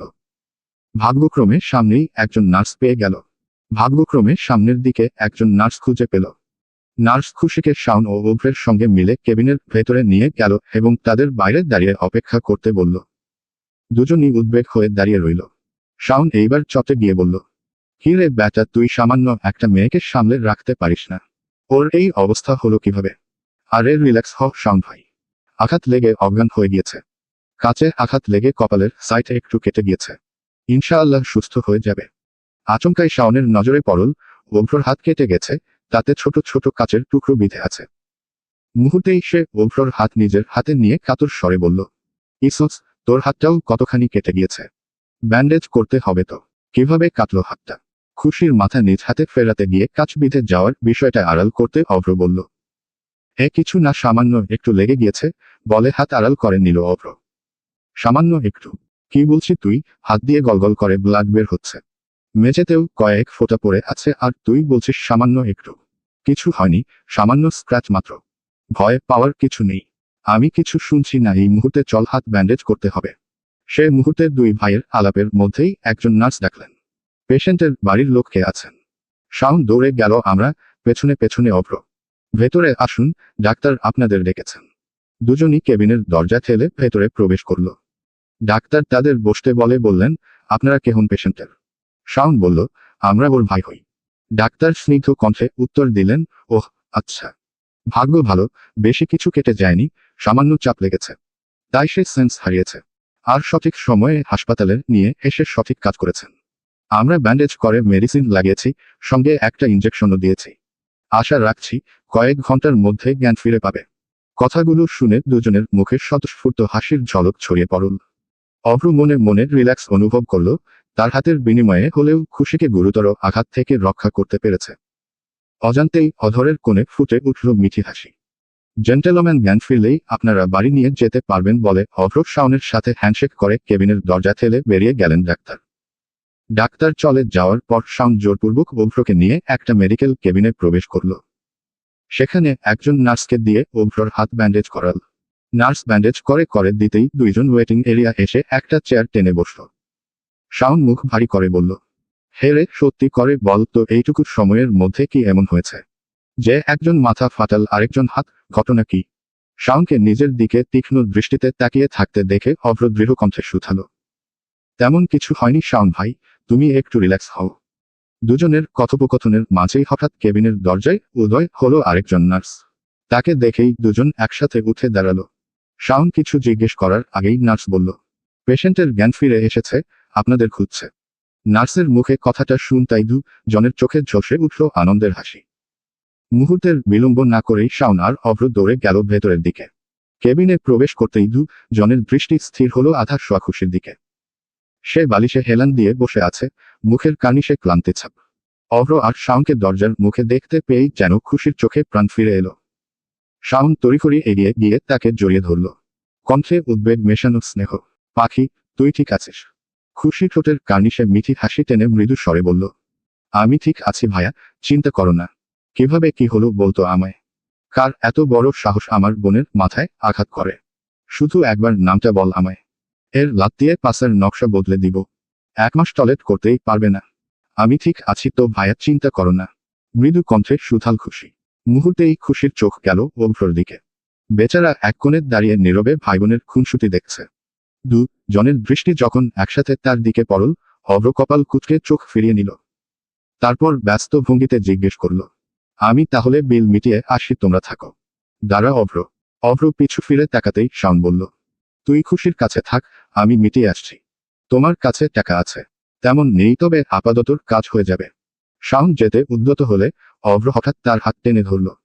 দাঁড়াও ভাইয়া, বলেই সে পকেট থেকে ওয়ালেট বের করে এক বান্ডিল টাকা শাওনের হাতে ধরিয়ে দিল। আরে এত টাকা লাগবে না। লাগবে? আরে বোকা নাকি, 1010 হয়ে গেলেই হবে। তুমি যাবে নাকি আমি যাব? দাঁড়া, আমি যাচ্ছি, বলেই শাওন কেবিনের বাইরে বেরিয়ে গেল। অভ্র ধীরে ধীরে এগিয়ে এসে খুশির পাশে দাঁড়ালো। সে খুশির হাতটা নিজের হাতে নিয়ে কি যেন পরীক্ষা করল। পরক্ষণেই খুশি ব্যথায় হালকা আহ করে উঠল। কি হয়েছে? হাতে ব্যথা? সামান্য একটা ইঞ্জেকশনে ব্যথায় কাঁপছিস তুই না সাহসী মেয়ে? তবে একটা কথা বলুন তো, আপনার হাতের রিভলভারটা কোথা থেকে এলো? ছোট আছি, ছোটর মতো থাক। এত কিছু জানতে হবে না। আমি কিন্তু ছোট নেই অভ্র ভাই। আমায় বলুন আপনি কি করেন রিভলভার দিয়ে? তোকে মারার প্ল্যান করছি। কথা ঘুরাবেন না অভ্র ভাই। অভ্র একটু রাগ মিশিয়ে খুশির তুলতুলে গালে আলতো হাত চেপে বলল, এত কথা কিসের? সবসময় কি তোর মুখে খই ফুটতেই হবে, না হলে কি চলে না? অভ্রর হাত ছাড়িয়ে খুশি শুধালো, আপনি কি কোনোভাবে খারাপ কাজে যুক্ত হলে? মানে, তোর কাছে তো অলওয়েজ খারাপ ব্যক্তি, তাই তোর ধারণা মতে খারাপ কাজই করি। এবার হ্যাপি? দেখুন অভ্র ভাই, আপনি কিছু লুকাচ্ছেন। লুকালুকি অভ্র চৌধুরী খেলে না, এইসব বাচ্চাদের খেলা। তাহলে তাহলে এটাই, বেশি পকপক করলে হাঁসের খামারে ঢুকিয়ে দরজায় আটকে দিব। এরপর সব হাঁস মিলে তোকে একা পেয়ে রেপ করবে। আমি কিন্তু কথাটা বলার আগেই আচমকাই দুজন চমকে উঠল। শাওন তাদের পেছনেই দাঁড়ানো। সে ভ্রুকুচকে তাকিয়ে আছে দুজনের দিকে। অভ্র এবার কিছুটা দূরে সরে দাঁড়ালো। ডাক্তার কি বলেছে? শাওন এক পলক খুশির দিকে তাকিয়ে অভ্রর দিকে দৃষ্টি রেখে বলল, ডাক্তার বললেন খুশিকে আমরা এখনই নিয়ে যেতে পারবো। সে তো ভালো কথা, আমরা এখনই বাড়ির পথ রওনা হব। তারপর দুইজন ধরে নিয়ে খুশিকে গাড়িতে উঠাল। আচমকাই শাওন বলল, একটা কথা বলল রাখবি অভ্র? খুশিকে গাড়ির ভেতর উঠিয়ে পেছনে ফিরে শাওনের দিকে তাকালো অভ্র। হ্যাঁ বলো। বলছিলাম কি, রাত তো অনেক হয়েছে, চলো না ভাই আজকে আমার সাথে আমাদের বাড়িতে চলো না। আচমকার কথায় থমথমে খেয়ে গেল অভ্র আর খুশি। অভ্র এক পলক খুশির দিকে তাকালো। শাওন অভ্রর হাতে হাত রেখে বলল, চলো না ভাই, আম্মু তোদের দেখার জন্য দিনের পর দিন ছটফট করে। কিন্তু শাওন ভাই এইভাবে হুট করে কিছু হবে না, তোরা চল। হ্যাঁ, আমিও ভেবেছিলাম দেশে যেহেতু ফিরেছি ফুপিমার সাথে একবার দেখা করব। কিন্তু আমি তো এভাবে যেতে চাইনি। আর মানা করিস না ভাই। আম্মু তোদের একটিবার দেখার আশায় দিনের পর দিন ছটফট করে। কবে তোদের দুনয়ন ভরে দেখবে। অভ্র একবার কাচের ফাঁক দিয়ে খুশির দিকে তাকাতেই খুশি মাথা নেড়ে হ্যাঁ সম্মতি জানায়। ঠিক আছে চলো। তারপর দুজনই ঝটফট গাড়িতে উঠে বসল। অল্পক্ষণের মধ্যে গাড়ি এসে পৌঁছালো পুরনো একটা বিল্ডিং এর ধারে। শাওন নেমে ভেতরে দৌড়ে গেল। অভ্র নেমে খুশিকে ধরে নামাল। মুহূর্তে চোখ গেল জামদানি এক বেগুনি রঙা শাড়ি পরা এক মহিলার দিকে, যে ধীরে ধীরে তাদের দিকে এগিয়ে আসছে। খুশি চিনতে না পারলেও অভ্র ছোটবেলা দেখেছিল শারমিনকে। কারণ খুশির তখন জন্ম হয়নি। রূপকথা, অভ্র, রুদ্র দেখেছে তাদের ফুপিমাকে। চৌধুরী মহলে এখন বিষণ্ণতার আবেশ। ছেলে মেয়েরা কখন বেরিয়েছিল, এখনো বাড়ি ফিরেনি। কাল থেকে মেহমান আগমন শুরু হবে, কত কাজ বাকি। আর এই মুহূর্তে এরা আবারও চিন্তায় ভুগছে। অন্তত একটি কল করে জানানো যেত আশয় বিষয়। রূপকথা নিশানের সঙ্গে ফোনে যোগাযোগ করেছিল। সেও জানালো অভ্ররা কখন বেরিয়ে গেছে। নিচের এত কোলাহলে রৌদ্রর রুম থেকেও শোনা যাচ্ছে। সে ওয়াশরুম থেকে তড়িঘড়ি করে কোমরে একটা টাওয়েল পরেছে বেরিয়ে এলো। মাথা মোছাতে মোছাতে ভ্রু কুঁচকে থামল। শব্দগুলো নিচে থেকে আসছে। মনে হলো কারো কি কিছু হলো নাকি। সে মুহূর্তে নিচের কোলাহল শুনে তুলিঘর থেকে বেরিয়ে এলো। আচমকাই রৌদ্রের রুমের সামনে এসে পা থামল। একবার উকি দিয়ে দেখার চেষ্টা করলো রৌদ্র রুমে আছে কিনা। কিন্তু উকি দেওয়ার সঙ্গে সঙ্গে তার চোখ পড়ল টাওয়েল পেঁচানো রৌদ্রের দিকে।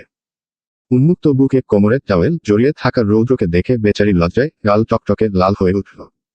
রৌদ্রের রুমে আবার উকি দিয়ে দুষ্ট হেসে তুলি বলল, এই পথে যখনই আমি যাই মাঝে মাঝে একটা ছেলে দেখতে পাই। ফর্সা রাঙা পায়ে আবার স্যান্ডেল পরেছে। ফর্সা রাঙা পায়ে আবার স্যান্ডেল পরেছে। টাওয়েল পরা ছেলে পাগল করেছে। এক টাওয়েল পরা ছেলে পাগল করেছে। বলে যেই না বুকে হাত রেখে দেওয়ালে পিঠ ঠেকাতে যাবে, অমনি পা পিছলে ফুলদানির উপর হাত লেগে ফুলদানিটা মেঝেতে পড়ে যায়। আচমকার শব্দের ভেতর থেকে রৌদ্র বলে উঠে, কে?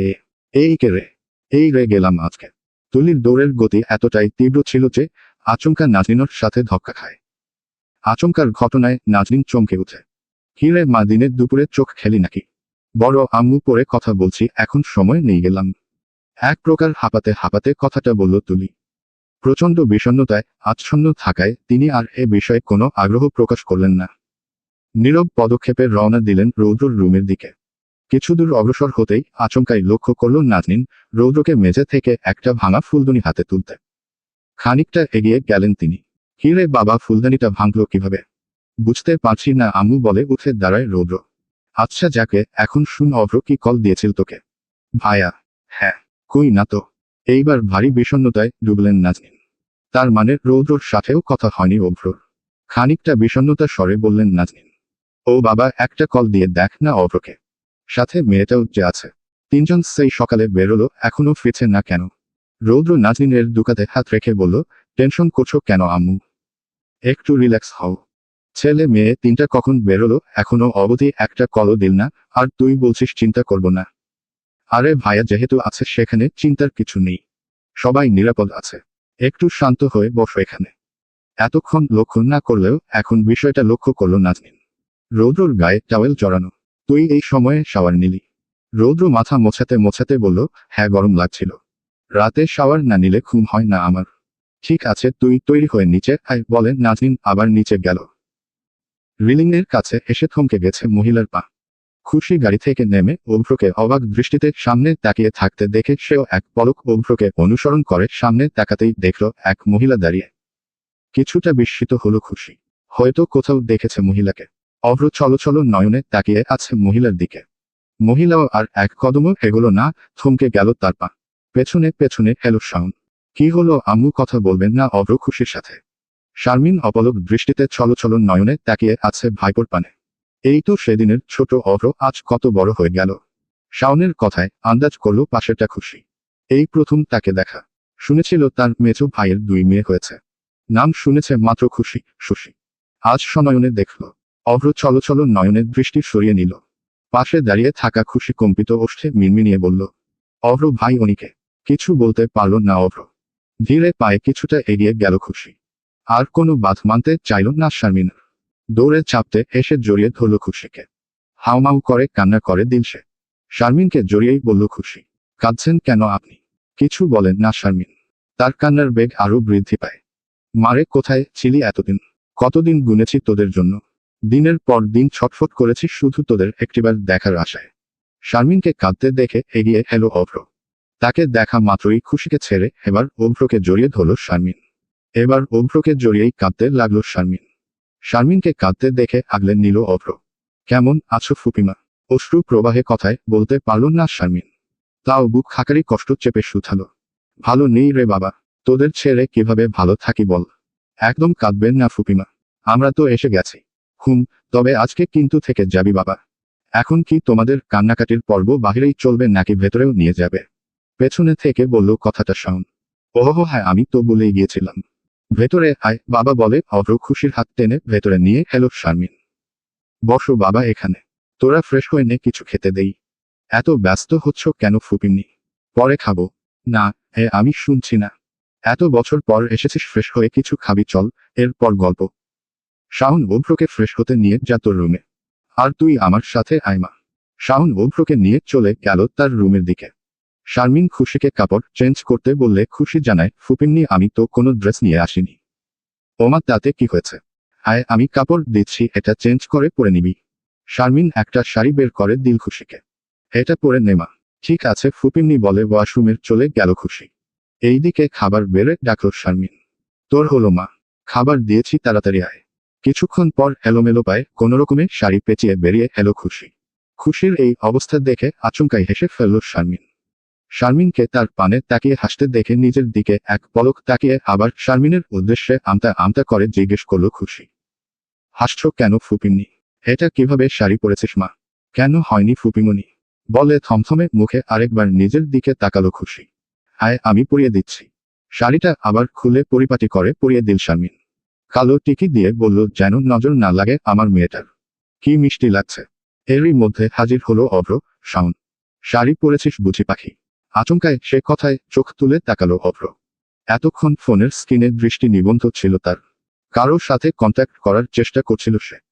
তখনকার ঘটনায় গাড়ির সাথে বাড়ি লাগায় ফোনের ডিভাইসটাও ঠিকঠাক ভাবে কাজ করছে না অভ্রর। তবুও সেটি ঠিক করার প্রচেষ্টায় একের পর এক কল দেওয়ার চেষ্টা চালিয়ে শাওনের পেছনে পেছনে এগিয়ে আসে সে।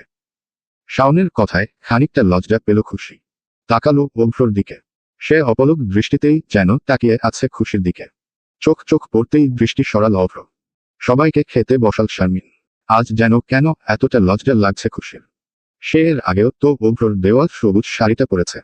কই, তখন তো তেমন কোনো লজ্জা লাগেনি। তবে এখন কেন লাগছে? তারই মধ্যে প্রশ্ন করল অভ্র। ফুপিমনি ফুপা কোথায়? তোর ফুপা কাজে বাহিরে গিয়েছে। আজ আসবে না। মনে নয় না। তার অনেক কাজ। আজকাল সোশ্যালে কত কাজ। কতবার বলেছি এ কাজ ছেড়ে দাও, যদি একবার কথা শুনতো লোকটা। ফুপিমনি, এটা তো অনেক রিস্কে কাজ। এগুলাতে কত শত্রু থাকে যেন। সেজন্যই তো এতবার পইপি করে বারণ করেছি। তবে যদি একটি বার কথা শুনতো লোকটা। বড়দের কথার আগামাথাও বুঝতে পারছেন না খুশি। সে এক প্রকার নিচু কণ্ঠে খেতে লাগলো। মাংস নে পাখি। শাওনের কথায় শারমিন অভ্র দুজনেই লক্ষ্য করে থালায় ভাত রেখেই আঙুল নাড়াচ্ছে খুশি। শারমিন এগিয়ে এসে আরো এক চামচ ভাত তার পাতে তুলে দিতেই আপত্তি জানায় খুশি। আর নিব না ফুপিমনি। আমার পেট ভরে গেছে।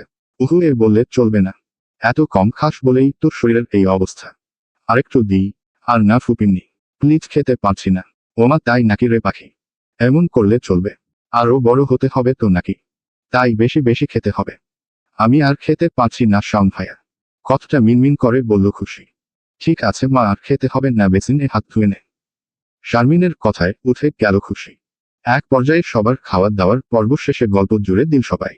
অনেক বছর পর এমন আড্ডা হলো। রাত বেড়ে যাওয়ায় শারমিন সবাইকে শুয়ে যেতে বলল। অভ্রকে শাওনের সাথে শুতে বলল। আর খুশিকে তার সাথে শুতে বলল। শাওন অভ্রকে নিয়ে তার রুমে চলে গেল। ঘুমের আগে অনেক গল্প করল শারমিন। বিয়ের আগে চৌধুরী বাড়িতে কেমন কাটিয়েছে, তার মা বাবার বিয়ে কেমন করে হয়েছে, সবটা শুনল খুশি।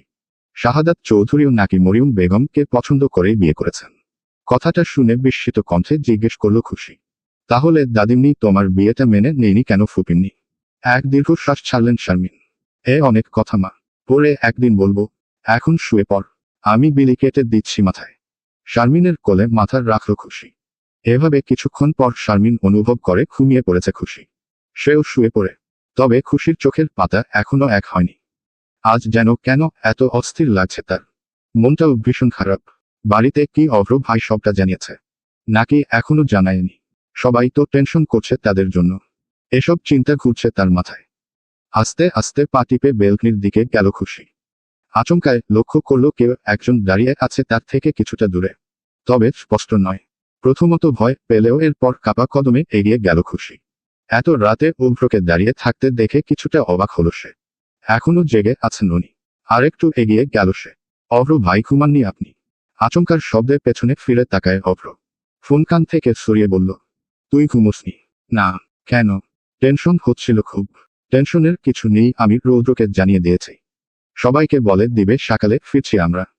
এহেন মুহূর্তে আচমকায় গগন কাঁপিয়ে বজ্রধ্বনি কম্পিত হয়। মনে হচ্ছে বৃষ্টি এলো বলে। মুহূর্তের ব্যবধানে আবার বিকট শব্দ হতেই খুশি দৌড়ে গিয়ে ঝাঁপিয়ে পড়ল অভ্রর উপর। খুশির এহেন কাণ্ডে ফিকে হেসে ফেলল অভ্র। এত ভয় তোর? কথাটা কানের কাছে ফিসফিস করে বলল অভ্র। নিজেকে অভ্রর বুকে আবিষ্কার করে হেলোমেলো দৃষ্টিতে নড়েচড়ে দাঁড়ালো খুশি। তারপর আমতা আমতা করে বলল, না মানে ভয়ঙ্কর শব্দ হচ্ছে। ভীষণ ভয় লাগছে আমার। তাই? হ্যাঁ। কিন্তু আমি যদি বলি এর চেয়েও ভয়ঙ্কর সুন্দর লাগছে তোকে। মানে? ঠোঁট কামড়ে হাসল অভ্র।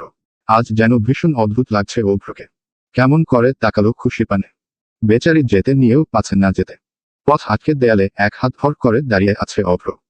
আর সে ফাঁদে আটকা পড়ে শিকারবন্দী হয়ে খুশি। অপলক দৃষ্টিতে তাকিয়ে আছে তার মায়াবতীর পানে। আজ যেন তার প্যান্টবার আরেক দফা মন কেড়ে নিল তার। ইচ্ছে করছে সে মন দখলের দায় শাস্তি দিতে থাকে। তবে এখনো তো সঠিক সময় মোহিত হয়নি। অভ্রকে অপলক দৃষ্টিতে তার দিকে তাকিয়ে থাকতে দেখে খুশি এবার অসন্তোষ বোধ করল। সে অভ্রকে পাশ কাটিয়ে যেতে নিলে পথ আটকে দাঁড়ালো অভ্র। কোথায় যাচ্ছিস প্যান্ট?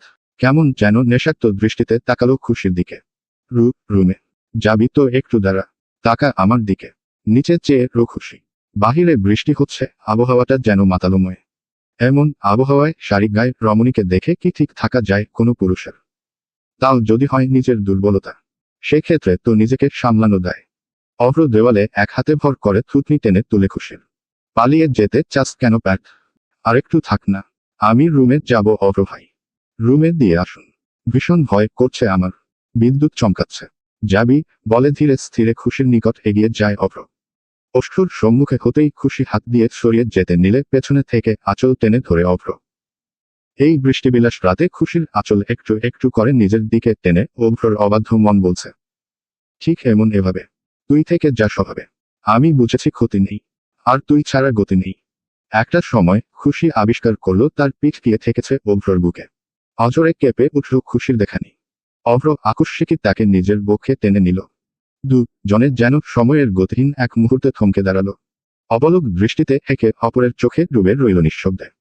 খুশি যখন স্নিগ্ধ দৃষ্টি সরিয়ে নিতে উদ্যত, অভ্র তখনই তাকে দেয়ালে চেপে ধরে নিল দৃঢ় বাহুবলে। তার আঙুলে আঙুল বেঁধে নেশামত্ত স্বরে বলল, চোখ নামাবি না প্যাট? আমি হারিয়ে যাই তোর ওই চোখের গভীরে, আরেকবার তাকা প্লিজ। খুশির বাম হাত নিয়ে রাখে অভ্রর বুকের বা পাশে। কিছু কি অনুভব করতে পারছিস প্যাটবার্ড? সে মুহূর্তে খুশির লজ্জায় রাঙা গাল দুটি যেন ধারণ করে অপার্থিব লালিমায়। লাজের আলোয় ভরে গেছে তার সমগ্র মুখখানি। তা অবলোকন করে অভ্র বলল, এত সেজেছিস কেন প্যাট? কিছু বলেন না খুশি। ভীষণ ভয় লাগছে তার। আচমকায় অভ্রর পরিবর্তনে খুশি হতবাক। গত কয়েকদিন যাবৎ লক্ষ্য করল খুশি, রাতে তার সাথে সাক্ষাৎ হলে অভ্রর মধ্যে কেমন একটা পরিবর্তন আসে। খুশির নীরবতা দেখে তার হাতে চুমু এঁকে ফের শুধালো অভ্র, কি হলো এভাবে সেজেছিস কেন আজ? চোখ তুলে তাকায়ে খুশি। অভ্রর এহেন আচরণে বিস্মিত হলেও এবার যেন ভয় কাজ করছে তার ভেতর। যে ছেলে উঠতে বসছে মারার হুমকি দেয় সে এত আদর দেখাচ্ছে কেন? ব্যাপারটা হজম হলো না খুশির। তাও মিনমিনিয়ে বলল সে, আমি সাজিনি অভ্র ভাই। তাহলে কে সাজিয়েছে এমনভাবে? কই তেমন কিছু তো দেইনি। সামান্য একটু লিপস্টিক দিয়েছি। এবার ললাটের ললাট ঠেকিয়ে চোখ জুড়ু বন্ধ করে বলল অভ্র, ইচ্ছে করছে তোকে নিয়ে সর্বনাশের চরম সীমানা থেকে ঘুরে আসতে প্যাট। তবে হারাম জিনিসে প্রয়োজন থাকে, জানিস তো। তাই এভাবে শাড়ি পরে আমার সামনে ঘুরে বেরাবি না। তাহলে তোর সর্বনাশ হয়ে যাবে একটা। পরে যেন আফসোস করিস না প্যাট বলে খুশির ঠোঁট থেকে লিপস্টিকটা মুছে দিল অভ্র। তারপর তার বৃদ্ধা আঙুল দিয়ে খুশির ওষ্ঠ জড়ে স্লাইড করে শুধালো অভ্র, আর দিবি না প্যাট? নয়তো তোর সাথে খারাপ কিছু হোক, আমিও চাই না সেটা। ভ্রুকুচকে তাকালো খুশি। এই লোক কি আস্ত পাগল? মেয়ে মানুষ লিপস্টিক দিবে স্বাভাবিক, ওনার সমস্যা কি তাতে? বলে মনে মনে মুখ চাপটি দিল খুশি। এহেন সময় বিদ্যুৎ চলে গিয়ে অন্ধকার নেমে আসে। অন্ধকার ছোট থেকেই ভয় পাওয়া খুশি। তাকে হেভাবে ভয় পেতে দেখে ফোনের ফ্ল্যাশলাইট জ্বালাল অভ্র। চল তোকে পৌঁছে দেই বলে আচমকা খুশিকে কোলে তুলে নেয় অভ্র। বাখারা নয়নে তাকিয়ে খুশি অভ্রর পানে। আজ কি হচ্ছে কিছুই বুঝতে পারছে না বেচারি। অবলোক দৃষ্টিতে তাকিয়ে অভ্রর পানে। কয়েক কদম এগিয়ে রুমের সামনে এসে খুশিকে নামিয়ে দেয় অভ্র। গিয়ে শুয়ে পড় প্যাট, রাত হয়েছে অনেক। আতলো মাথা নেড়ে ভেতরে চলে যায় খুশি। সকালের রোদ ছড়িয়ে দিয়েছে সৌন্দর্যের মৃদু কিরণ। চারপাশে ছোট ছোট বাগান ঘেরা বাড়িটিতে ভেসে আসছে পাখিদের কিচিরমিচির সুর। চারদিকের ছোট ছোট বাগানগুলো যেন সেজে উঠেছে নতুন দিনের স্নিগ্ধ পরশে। আজ যেন প্রকৃতি নিজেই জেগে উঠেছে নবদিনের রাহান্নে। অভ্র খুশিকে এগিয়ে দিতে শাওনের পেছনে পেছনে এলেন শারমিন। তার দুনয়ন ছলছল করছে। একটা রাত থেকে যেন কলিজা পুড়িয়ে দিয়ে গেল। আরও একটা দিন থেকে গেলে কি এমন হতো, এসব ভাবছেন উনি। গাড়ির কাছে গিয়েও আবার ফিরে এসে শারমণিকে দৌড়ে চাপতে ধরল খুশি। গাড়ির দরজা খোলা রেখেই অভ্র আবার পেছনে ফিরে তাকালো। শারমিন আর খুশির ভালোবাসা দেখে তার মুখে অজান্তেই মুচকি হাসি বেরিয়ে এলো। সেও আবার কাছে এগিয়ে গেল। শারমিন খুশির কপালে চুমু এঁকে অভ্রর উদ্দেশ্যে বলল, আবার কবে আসবি তোরা? আর আসবো না ফুপিমণি, পরের বার সরাসরি তোমাকেই সঙ্গে করে নিয়ে যাব ফুপিমণি। This is my promise. পাগল হয়েছিস বাবা? মুচকি হাসি টেনে কথাটা বলল শারমিন। তাই ধরে নিতে পারে ফুপিমণি, এর পরের বার তোমায় নিয়ে যাব। এতে যদি রেহানা চৌধুরীর মুখোমুখি হতে হয় সেটা আমি হব। কথাটা শুনে বিস্মিত চোখে অভ্রর পানে তাকালো খুশি। আপুর বিয়ে আর বিয়েতে তুমিও অ্যাটেন্ড থাকবে। আমি অ্যাটেন্ড করাবো তোমায়। জাস্ট টেক অ্যা লুক। আমি না গেলেও চলবে। দোয়া রইল রূপকথা মায়ের জন্য। আজকে চলি ফুপিমণি। তবে চিন্তা করো না, বিয়ের দিন তৈরি থেকো, আমি নিয়ে যাব তোমায়। মুখ ফেটে অনেক না বলা কথায় বেরিয়ে আসছে শারমিনের। তবে বলতে পারছে না সে। তাও ভাইপোকে বুঝো দিতে হ্যাঁ সম্মতিতে মাথা নাড়িয়ে হাসল শারমিন। বিদায় নিয়ে অবশেষে অভ্র খুশি গাড়িতে উঠে বসল। গাড়ি স্টিয়ারিং দিতেই ভেতর থেকে হাত বের করে মৃদু হেসে টাটা দিল খুশি। শারমিন ছলছল নয়নে তাকিয়ে আছে গাড়ির দিকে। সেও পাল্টে বিদায় জানালো খুশিকে। সময়ের ব্যবধানে আড়ালে ঢাকা পড়ল শারমিন। আর দেখা যাচ্ছে না তাকে। সে মুহূর্তে পেছনে থেকে মাথা ঘুরিয়ে সামনের দিকে ফিরে বসল খুশি। এভাবে বেশ কিছুক্ষণ যেতেই লক্ষ্য করল অভ্র চুপচাপ বসে আছে খুশি। এই মেয়ে তো চুপ থাকার মেয়ে নয়, তাহলে ব্যাপার কি? কি হয়েছে চুপচাপ আছে যে? এক পলক তাকায়ে খুশি। সামনের দিকে দৃষ্টি রেখেই তার উদ্দেশ্যে কথাটা বলল অভ্র। না কিছু না। উহু ছেড়ে কাশত মনা। কিছু হয়নি অভ্র ভাই। অভ্র আর কিছু বলল না। কিছুক্ষণ পর নিজে থেকেই ডাকল খুশি। অভ্র ভাই। কিছু না বলে ফেল। আচ্ছা ফুপিমণিকে সত্যি চৌধুরী মহলে নিয়ে আসবেন আপনি? সন্দেহ আছে। না মানে দাদিমনি। তোর দাদিমনি নিজেই তার মেয়েকে ফিরিয়ে নিবে। মানে কিভাবে? Just keep looking. এই লেকের কথায় মাথামুন্ডু কিছুই বুঝতে পারে না। আসলেই এই লোকটা একটা রহস্যজনক। কখন মারবে কখন আদর দেখাবে কে জানে। গাড়ি এসে চৌধুরী মহলের প্রাঙ্গণে পৌঁছালো। দারোয়ান হামজা খালিদ গেট খুলতেই অভ্র গাড়ি পার্কিং লটের কাছে থামালো। তারপর অভ্রর সাথে খুশিও মহলের ভেতর ঢুকল। দুজনকে একসাথে ঢুকতে দেখে রান্নাঘর থেকে ছুটে আসলেন নাজনীন। নানান প্রশ্ন করলেও অভ্র তাতে কোনো উত্তর না দিয়ে সিঁড়ি ভেঙে উপরে উঠে গেল। সব প্রশ্নের সম্মুখীন হতে হলো খুশির। বেচারিকে চাপ দিয়ে ধরল নাজনীন। একই ফাঁকে ভয়ে ভয়ে চোখ নিয়ে চারিদিকে পরখ করল খুশি।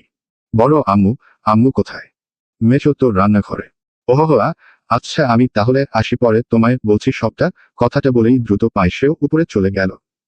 এত সকালে ড্রয়িং রুম ফাঁকা থাকায় বেঁচে গেল বেচারি। নয়তো সবাই একসাথে চেপে ধরত তাকে।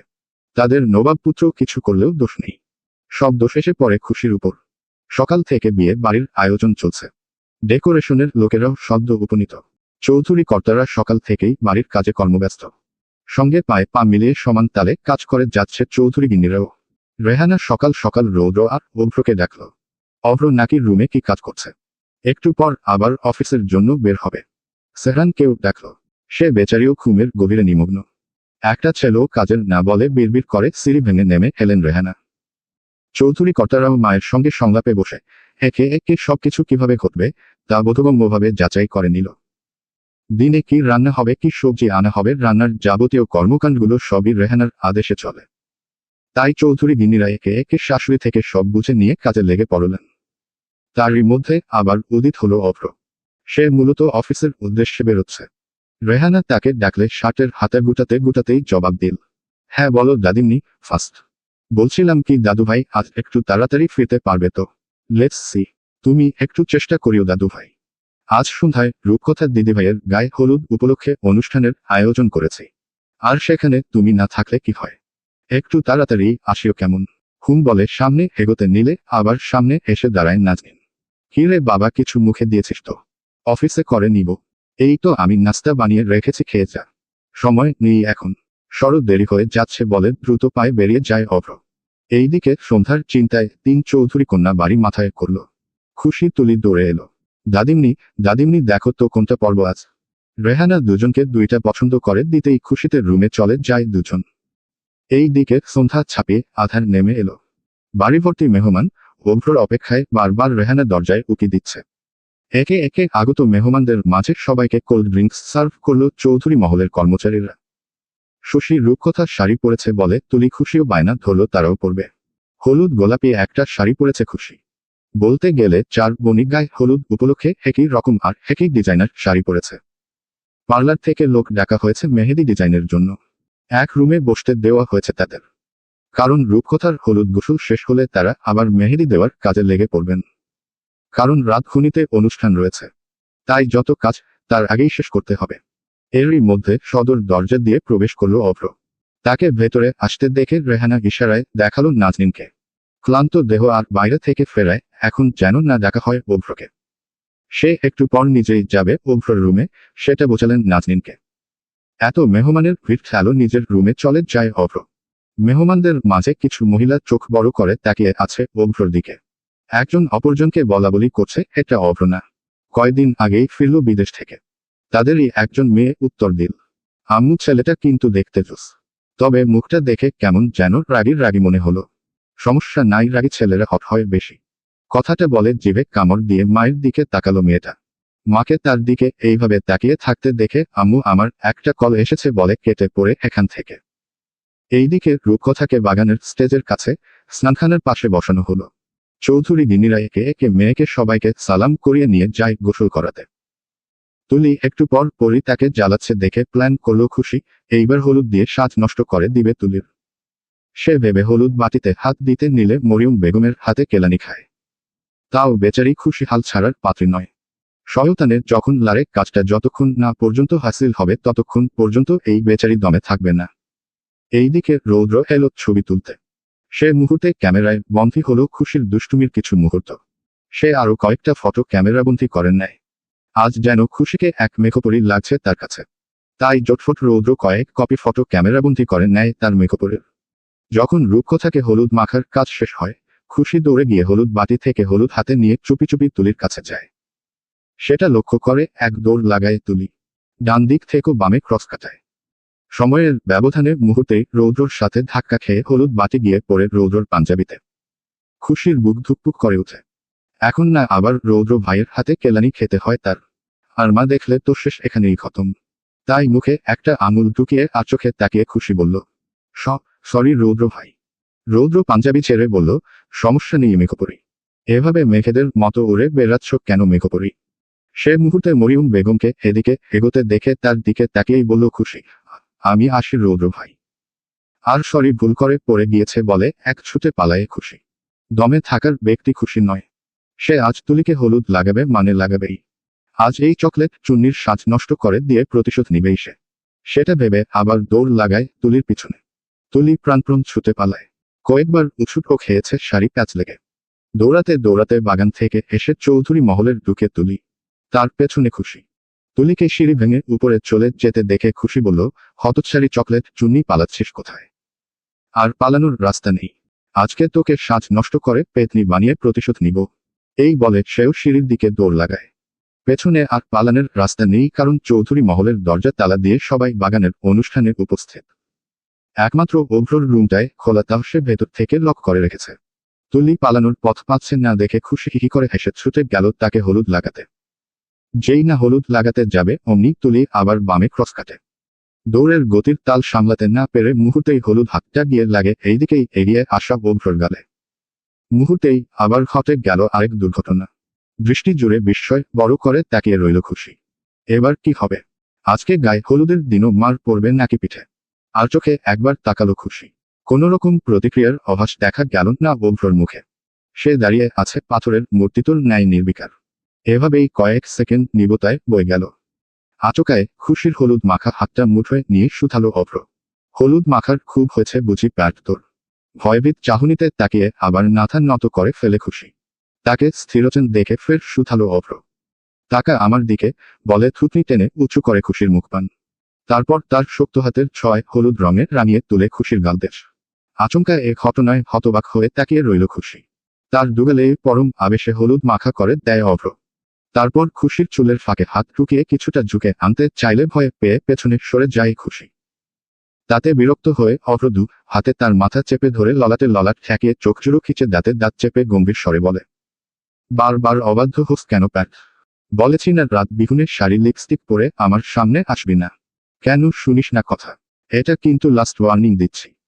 এভাবে শাড়ি পরে যখন তখন আমার সামনে ঘুরে বেড়াবি না, বলে আবার চোখ তুলে তাকায় খুশির পানে। তখন কাপা ওষ্ঠে শুধায় খুশি, মা, মারবেন না? কেন? এভাবে হলুদ লাগিয়ে ফেললাম আপনার গালে। মেরে আর কি হবে বল? তুই তো বরাবরই এমন। মানে, ছাগল। বলে কিছুটা দূরে সরে দাঁড়ায় অভ্র। আপনি কিন্তু ঠান্ডা মাথায় অপমান করছেন আমায় অভ্র ভাই। তাহলে চল দুইজন মিলে মেহগনি গাছের সঙ্গে সাক্ষাৎ করে আসি, কি বলিস?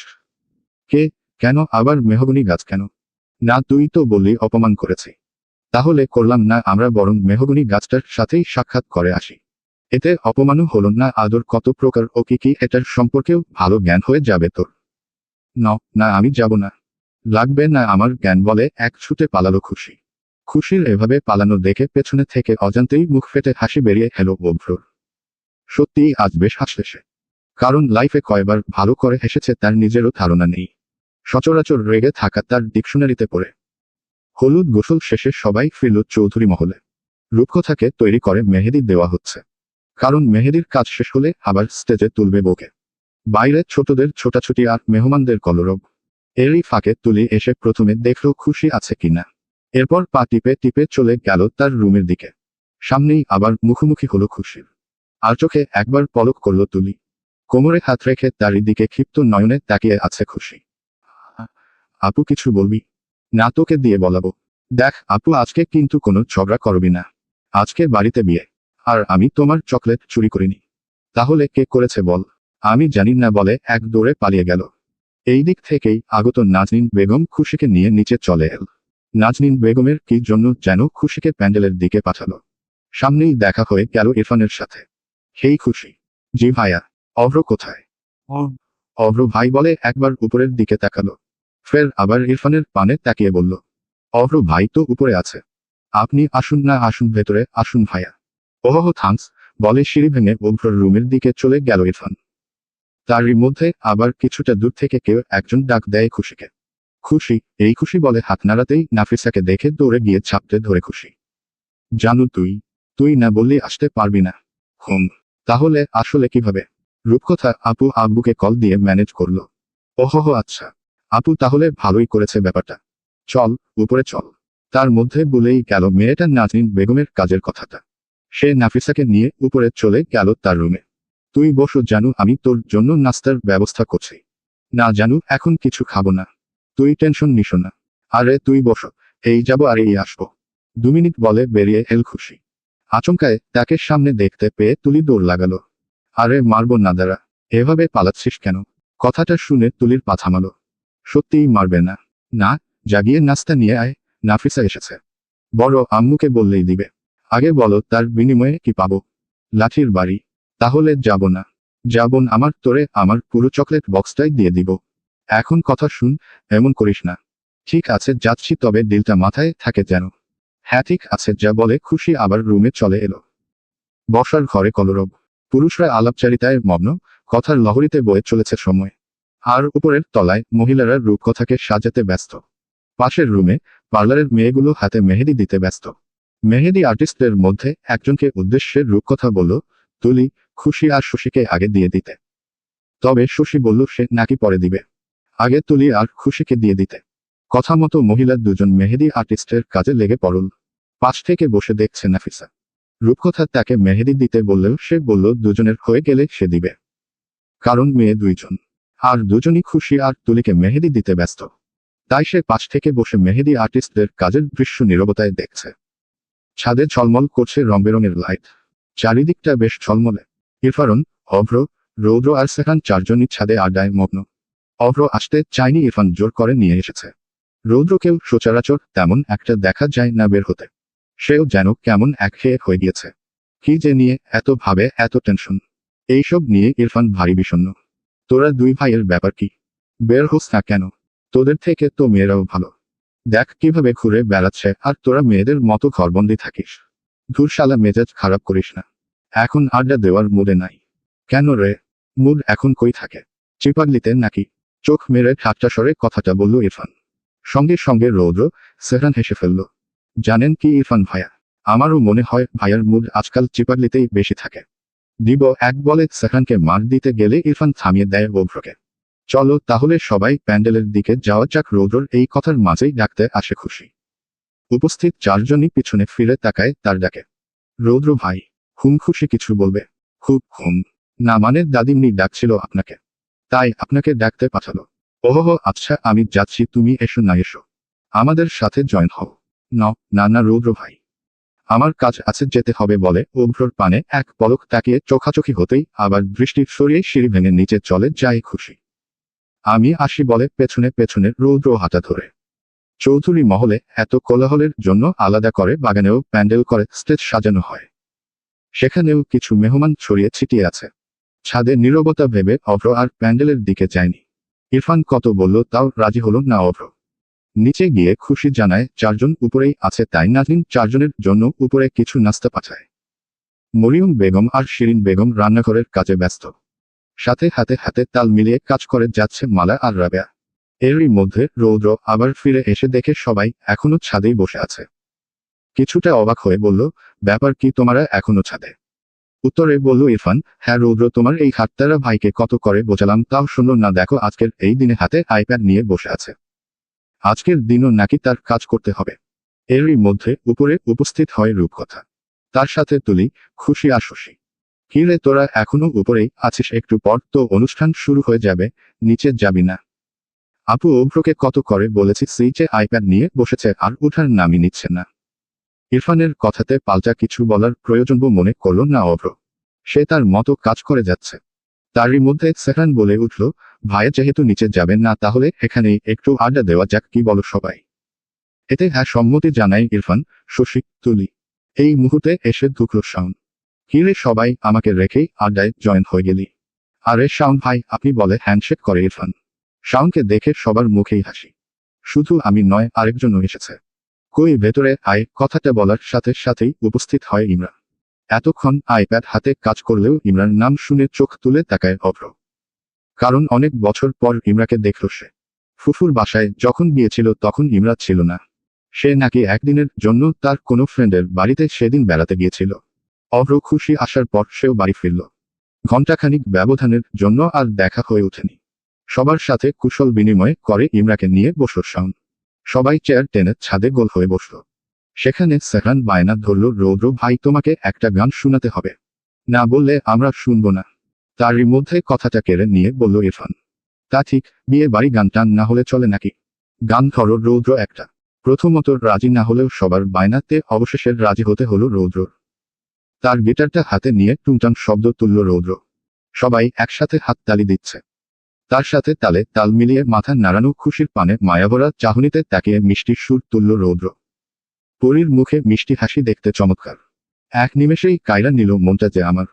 তার গালেতে আছে হাইরে ছোট্ট একটা তিল। পলক পড়ার আগেই বুকে মারল প্রেমের ঢেল। নাইরে নাইরে নাইরে আমার বাঁচার উপায় নাই। চাইরে চাইরে চাইরে আমি পরিটারে চাই। চলবে।